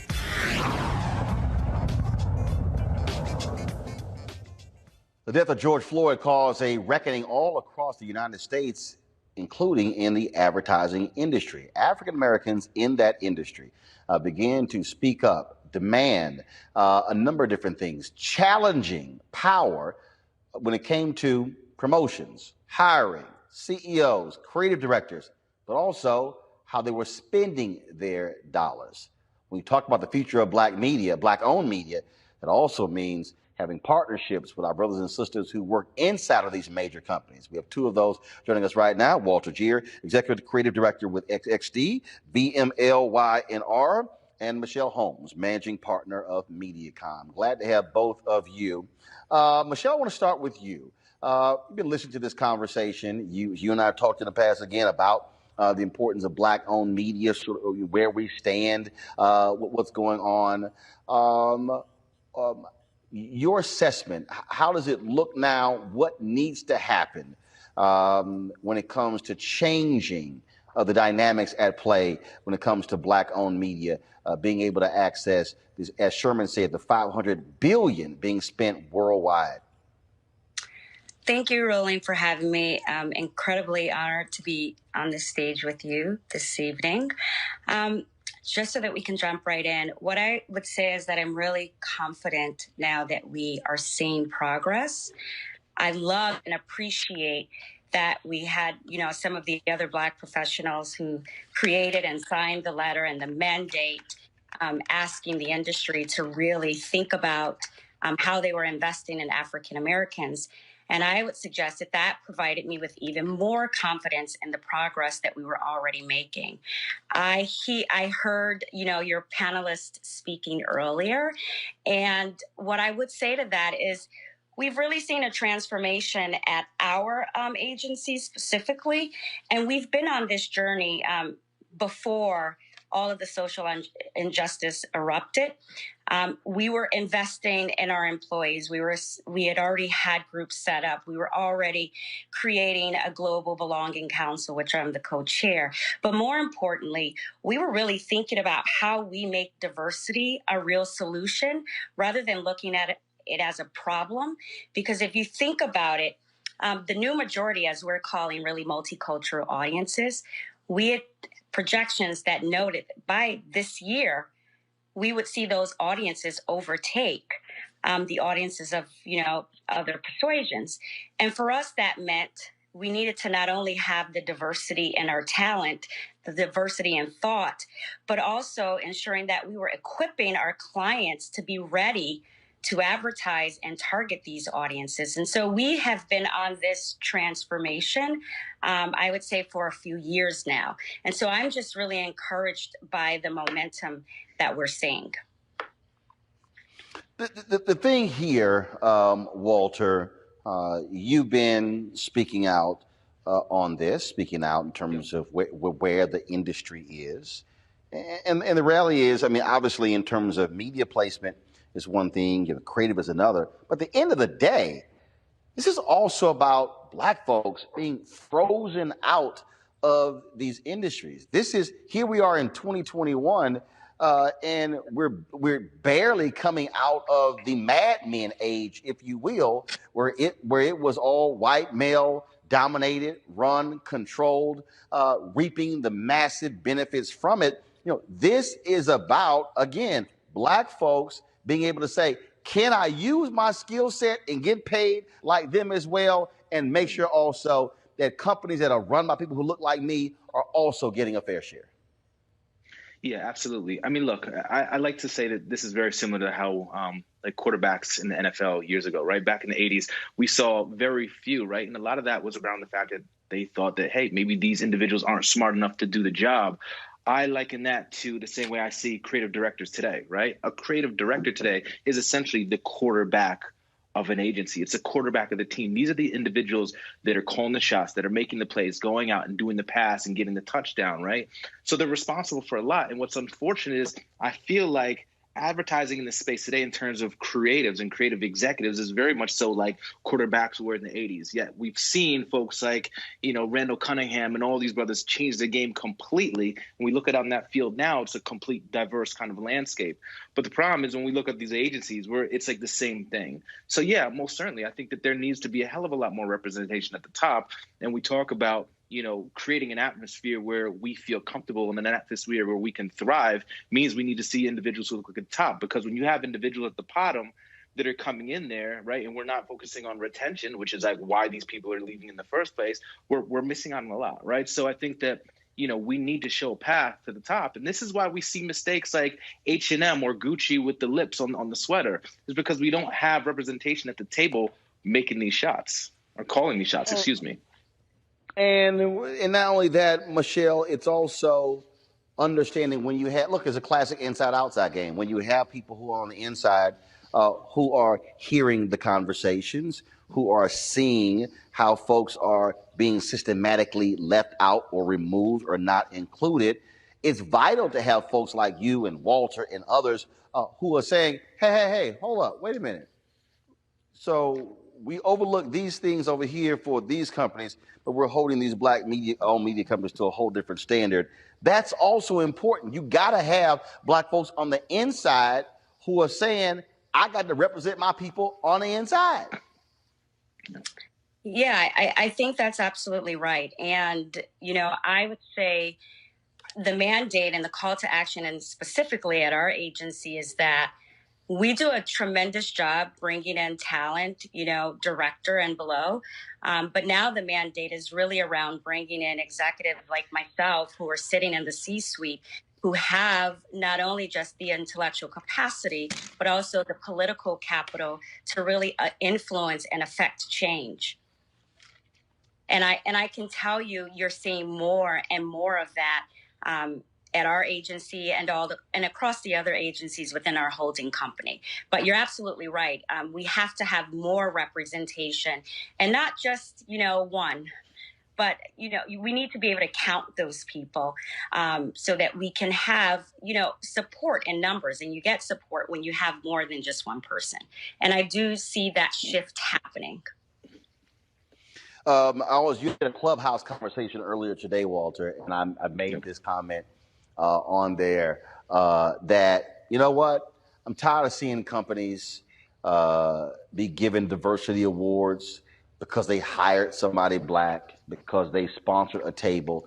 No, we must see real substantive changes that result. I'm not even interested in moving inches. No, this is about moving feet, moving yards. This is about saying, hey, how did we grow the capacity of this firm? How did we actually support a black agency, a black-owned agency, or a black-owned media company? And how did we take them from this level to the next, like we do with other folks as well? Because at the end of the day, if we don't demand that level of radical change, we're going to be 50 years from now having a similar conversation like, oh, wow, we went from 1 to 2 people or 2 to 4 people. No, the level of patience we have is wearing thin. It's small.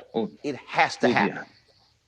Well, so that's the problem, right? The problem is this, right? It's like there's a hell of a lot of us out there that want to speak up, but no one wants to say anything, right? There's this fear of, oh, well, if I say this or if I post this or if I do this certain thing, then I might get fired. And so there's this concern, and I think, excuse my language, but it's bullshit, right? What I want to see is I want to see people out here talking about having these conversations. I need to see people out here being transparent. It's about holding people accountable. And holding people accountable doesn't necessarily mean I have to be, an a-hole to somebody. It's about asking the question. And I commonly ask the question of a lot of executives and a lot of leaders in this space on social media because I want people to see this conversation happening. It's important that we see the individuals like myself, like Michelle, like yourself, who are out here asking the question of people. And it's important that we see that we can hold them accountable and that these leaders are actually coming to the table to have these transparent conversations. Now, look, I completely get and understand that change isn't going to happen overnight, right? It's not going to happen in a couple months, but it's been a year, right? What I want to see is I want to see these agencies, I want to see these companies stand on the same soapboxes that they stood on a year ago when they all posted that black square, when they all said, hey, we're going to donate all these millions of dollars. I want those same individuals to come back with that, beating their chest the same exact way and say, here's a change that we've made thus far. And if you haven't made a lot of change, let's just be honest and say, hey, guess what? We dropped the ball. We didn't land where we wanted to. However, this is what we've done, and this is the changes that we plan to make moving forward. It's all about transparency. But you know what, Michelle, to the point Walter made, this is the last question for you. I hear when you say, hey, it's not going to happen overnight, but you know what? Actually, it can. John Landgraf, I hope I'm pronouncing it right, was the president of FX. And he sent an email, company-wide email, where he said, why are 88% of our directors white men? Why are almost 90% of our showrunners white? He said, that's not America. He said, I love white men, but I'm sorry, this has to change. We can't be a company that creatively is ignoring half of the population when it comes to women, ignoring blacks and Hispanics. That email went out and he ordered the change. 6 months later, significant change. More than half of the showrunners, new shows coming on, were people of color or women. When Al Newharth was the leader of Gannett, he said, we're going to be the leading media company when it comes to diversity. I am tying your bonuses to it. And if you don't like it, you got to leave. It actually can happen extremely quickly, but you've got to have boards of directors, CEOs, C-suite, making it clear we're not accepting any more of your excuses. The general counsel at Coca-Cola, I'm trying to get him on the show. He said this diversity crap ain't happening. So I'm now going to financially penalize the outside law firms we do business with to the point that I may pull your contracts with, you will no longer do business with Coca-Cola. Yeah. Michelle, I can guarantee you, because he said that, you will see overnight a change in diversity of those law firms because he's talking about the money. Oh yeah, I think you're absolutely right, and I think we've already seen that with some of our clients, and we'll see that more and more as we onboard new clients, that they have similar mandates around diversity, what that looks like for people of color, what that looks like for women, and they're expecting that whether you're on a pitch or whether you're in the business, that those people are showing up. And what that means is that we won't really have the courtesy of time to try and find those people. We have to be ready now. And I'll say what we have been doing in our agency is making sure that whether you're a woman, whether you're at the intersectionality of an LGBTA person, and as well as a woman, as well as a person of color, that across the globe, we are shoring up our employee base to make sure that we are representing really the communities that we serve and the clients and the audiences that purchase those products and services. So I think the mandate that he's provided is spot on. And we have a similar one with executive goals and mandates that are tied to compensation as well. I mean, nothing is off the table in terms of ensuring that we are representing really the communities in which we work, in which we serve. And if you have more, CEOs and CMOs of brands with similar mandates, I agree that you will see that change happen faster. I will say that I have been really encouraged by some of the recent clients that we have onboarded who have been really, really vocal and holding our feet to the fire to make sure that that their client teams are really representative of the audiences that not only they want to track that they have. So I think there's momentum. I hear Walter's vehement frustration. I do think that agencies right now are happy to be held accountable and are happy to, to the extent that they can and they should demonstrate where they've made progress. But I do think it's also incumbent upon people like Walter and I, where we have political capital, to keep advocating for people who look like us. And I mean, I did a post on LinkedIn recently just about hiring Black women. And in that post, I named executives that I knew within our agencies across, our other agencies, saying, hey, if you really want to see progress, you need to hire Black women. And I'll tell you, some of those same people started to reply that they agreed with that. And so I think we should totally challenge people to keep doing the right thing so that our voices are heard and we really see change. If we are quiet, I think, momentum can slow, and that would be really unfortunate. Michelle, Walter, we appreciate it. Thank you so very much for joining us on this special edition of Roland Martin Unfiltered. Thanks for having us. Thanks for having us. Take care. All right, folks.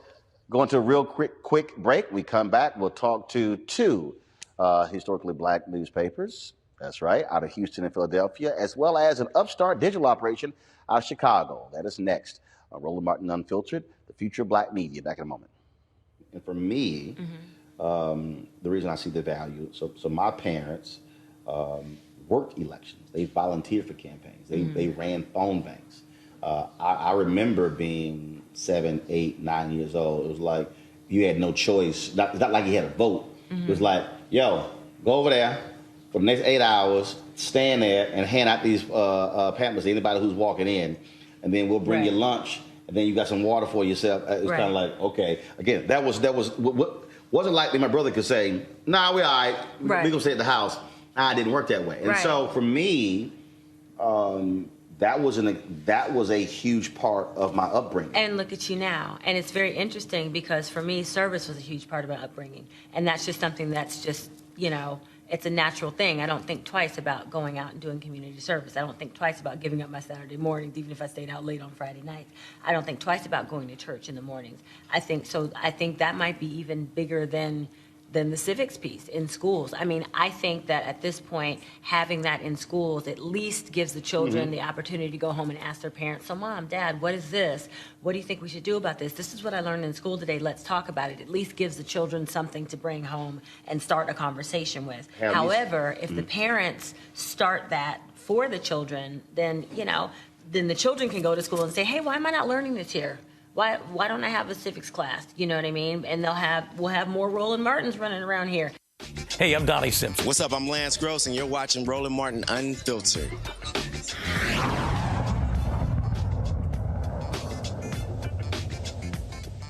Folks, we started the show talking about this being the 194th anniversary of the nation's first black newspaper, Freedom's Journal, founded on March 16, 1827. So what is happening today when it comes to the black press? Well, the black press is not just newspapers, it's also digital. Joining us right now is Sonsiria Messiah Giles. She's the CEO of the Houston Defender Media Group. Bob Bogle, of course, who runs the Philadelphia Tribune media company. And we also have two more newbies to this, if you will, Morgan Elise and Tiffany Walden, co-founders of The Tribe. That is, of course, a digital shop out of Chicago. I'll start with, let's see, who I'm going to start with first. Let me start with Sonny. I interned at the Houston Defender and worked there as managing editor, so you get to go first. Houston always gets more love than anybody else on this show. How is you're in a city, 700,000 African Americans, black mayor, a city with a strong black HBC, a strong black educated class, entrepreneurship class as well. What is your strategy in this world of fragmented media to still be a major force there in Houston, covering local news there in Houston? I think what's happening, Roland, among the black media, particularly black press, is that we're evolving. We are basically morphing into a whole new business model that is much more digital. I should say digital-centric, but is also more focused on the audience, and not just the audience as a whole, but more so audience segments in order to be more effective in penetrating our community. I think we're looking at the e-marketing. We're looking at social media as being the distribution arms. No longer are we distributing a newspaper to a grocery store for people to pick up or dropping it home delivery. Now we're looking at delivering it to your email or delivering it through your social media platforms. And as a result, the mechanisms for delivering that news that we traditionally have always provided over these hundreds of years is going to be about what is to the benefit of the community, whether we're advocating, educating, entertaining, or just in some cases, providing the basic information to improve the quality of their lives. Bob, Philadelphia Tribune, arguably one of the nation's top black newspapers. When you have your NMP awards, you guys win a lot of those. How have you made sure that your staff doesn't fall into the trap of, well, we are a historic black newspaper, and you're basically running off of what you used to be in the past, as opposed to saying, no. I got to sell the Philadelphia Tribune today. I've got to be talking about what we're doing today. All that Sonny said is quite accurate. We are in a significant transition, print to digital. And while black newspapers continue to tell our story as no other media does, we have got to be able to bring content that our audience wants. We cannot take them for granted. And quite frankly, if we expect to be competitive in the media environment, we're going to have to do that. The reality is that African Americans need to be very sensitive to doing business with people who do business with them. And you can go and say whatever you want. White media is certainly looking at black audiences. They are trying to hire more and more African Americans. But the reality is no one tells our story like we do. And quite frankly, we as African Americans need to be sensitive to those who are interlopers or those who in fact say they are telling our story, don't in fact tell that story. Mm-hmm. I want to go to the co-founders of the tribe, Morgan as well as Tiffany. Morgan and Tiffany, I ran the Chicago Defender. And I remember also ran the Houston Defender, but also Dallas Weekly as well. And being in Chicago, it was interesting because I was there from 2004 to 2007. And we launched the first black audio news source podcast in 2005, video podcast in 2006. And the owners of the paper then came to me and they were like, what are you doing? What's this podcasting stuff? Why are we doing this? We just want to be a small community newspaper. And I said, you're going to be dead. The reality is Chicago Defender is still alive, barely. They're not publishing, they're not printing anymore. They're completely digital. And what it has done is it has created an opportunity for the two of you to come in, create a digital-first public outlet that speaks to the needs of the people today, and that's how you're able to thrive.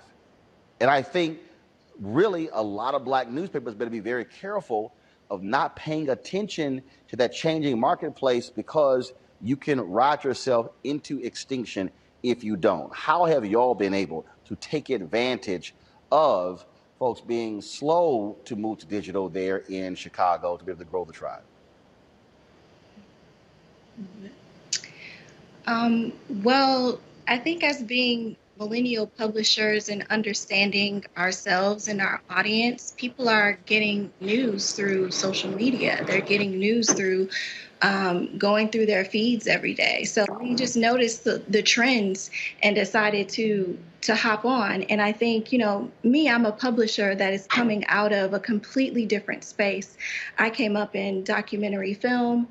Tiffany came up in newsrooms, and we were able to approach media through a very, very fresh lens where we didn't have all of these preconceptions about what journalism is supposed to do. We just saw a need and decided to fill it. And one of the things that stood out to me coming out of the journalism world, I went to Medill, graduated from Medill, and also interned at Ebony Magazine. I was there when a lot of people were being laid off at Ebony Magazine. And one of the stories I kept hearing from people was that it took Ebony so long to transition to the internet. And even at the time that I was there, our articles were barely going online. Everything was so focused on print. But I have two younger nephews, and, just watching how they consume media, even myself coming out of college in, 2011, the way I was consuming media at the time really informed the way that we, wanted to distribute the news, especially here in Chicago, where a lot of people are getting their news digitally. So people aren't, especially millennials, aren't really going to physical copies of publications anymore. Everything is online. So we really wanted to take advantage of that and start with an online publication. And I just want to add. Yeah, go ahead. Really quickly that print really wasn't an option for us financially either. I mean, it takes a lot of money to print every day, but it costed us $2.99 to buy thetribe.com with 2 eyes. And that's why we have 2 eyes. So we had this fire and this passion to reshape the narrative of Black Chicago. And we just got rid of that barrier, and print was a barrier for us. And we said, we can work with the resources, we can work with the resources that we have, which is no money, and go ahead and just start doing the work. And that's what we did. Sonny and Bob, local. We had Wendell Pierce on. He talked about the consortium of black media outlets there in New Orleans, demanding equity of dollars from corporations, from companies that are based there. For both of you, the ability to continue to survive and thrive, has it also been because you've made it clear that, look, when it comes to the city, we got this on lockdown, and making it clear to those advertisers that you cannot ignore the Black consumer there in the city, not trying to play the national game, but saying we're going to be hyper local to ensure that we're getting those dollars. Sonny, first. Well, if you're really focused on the community and the community knows you're focused, which they do, then they will support you.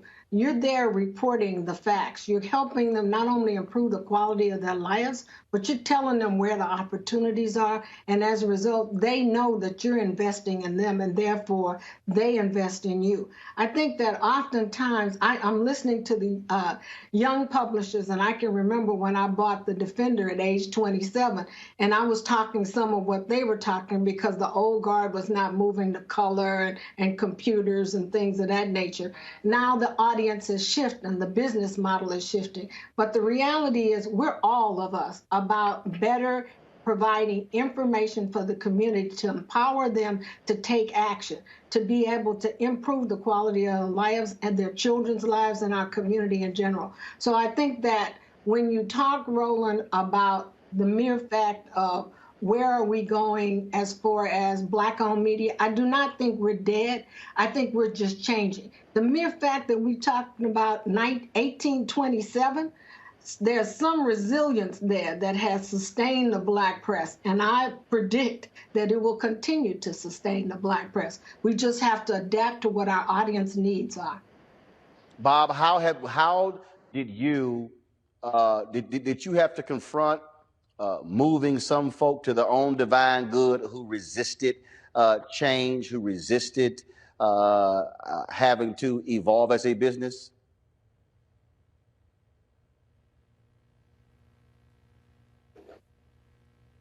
Bob, do you hear me? Yes, and yes, in my city. There we go. Go ahead, Bob. Go ahead. African Americans are a majority. We represent 43 to 44% of the total population. What you said is a fact that we have to present ourselves in a way that our readership responds to that, and it's a competitive environment where non-African American newspapers and media are looking at our audience, and we have to be competitive in that environment to bring content that is of interest to our readership. The fact that non-African American businesses do not support our businesses is still a factor. You hit upon it. Mm-hmm. And I'm going back to something I said before.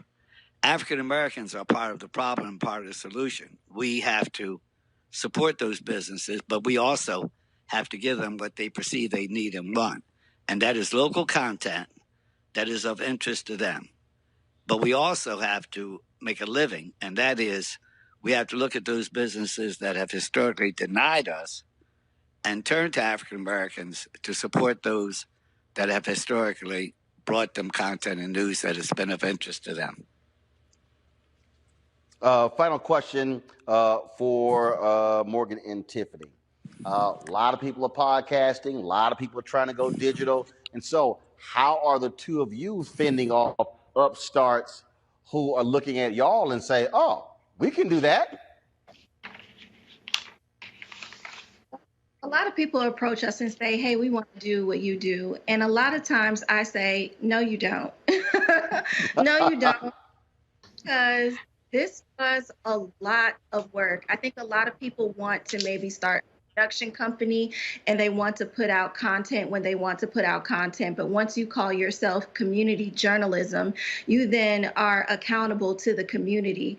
And Chicago lets us know that every single day. So we are doing impact-focused journalism where we are out in the community, where we are trying to uphold democracy and institutions. It is a lot of work and a lot of pressure.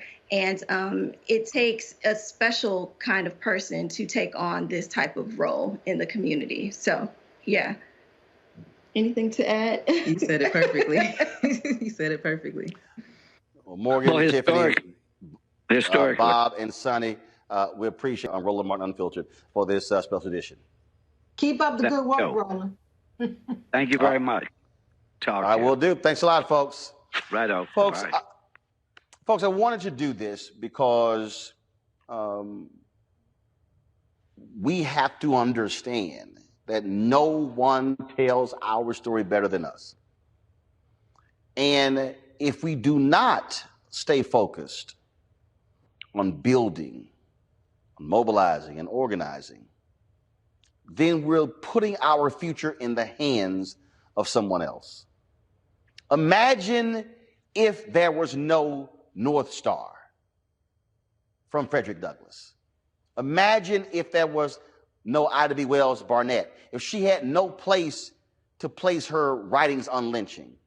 Imagine if Chuck Stone and Louis Martin didn't have a Chicago Defender to work at. Imagine if an Ethel Payne did not have an opportunity to work at a Chicago Defender. Imagine if Claude Burnett did not start the Associated Negro Press, or John H. Johnson with Ebony and Jet. Where would Simeon Booker and Lerone Bennett have gone when it came to writing about the experiences of African Americans in Jim Crow America?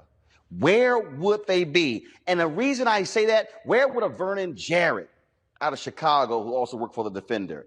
And I dare say, why does it matter?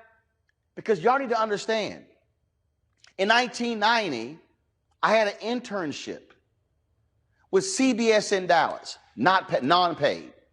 There were relatives who lived in Dallas, but I would have to get me a job to intern, and they were folks talking about, you know, the opportunity to intern at CBS News. Couldn't afford it. But I stayed home. And I applied for a writing job at the Houston Defender, and I said to Sonny, I said, Sonny, I can't do this for free. I got to get paid for it. He looked at me like, say what? Because internships were non-paid. I said, I can't work for free. And I think I got $250, was it a month? I don't think it was a week. Maybe it was a week. Could have been a week. I think it was a week. But I also worked at Wendy's. But when the summer was over, I had more than 70 newspaper clippings, which put me in a position to be able to get a job the following year at the Office of the American Statesman when I graduated. The first opportunity to become a news executive was at KKDA Radio. Not black owned, black targeted, but that's where I got opportunity to show what I can do. And it was a black newspaper I got an opportunity to be managing editor, Dallas Weekly. And it was working at the Houston Defender, managing editor. It was later running Tom Joyner's BlackAmericaWeb.com as executive editor. It was working as a news editor on the national level for Savoy magazine owned by Vanguard Media. First opportunity to produce in television, Braided Broadcasting Cable Network, election special in 2000. Fast forward, 2004, Chicago Defender. In between that, I had done some writing for the Dallas Examiner. Had owned my own Christian newspaper in Dallas, black owned. Leave the Chicago Defender, go to CNN, sign with TV One, doing commentaries. CNN didn't want to give me a weekly show. TV One gave me a weekly show, black owned. Weekly show in 2009, ends in 2013. We launched a daily show in 2013. Last 4 years, 2017, it gets canceled. I launched this platform. This is probably my 12th or 13th black-owned media platform. Why am I laying this out?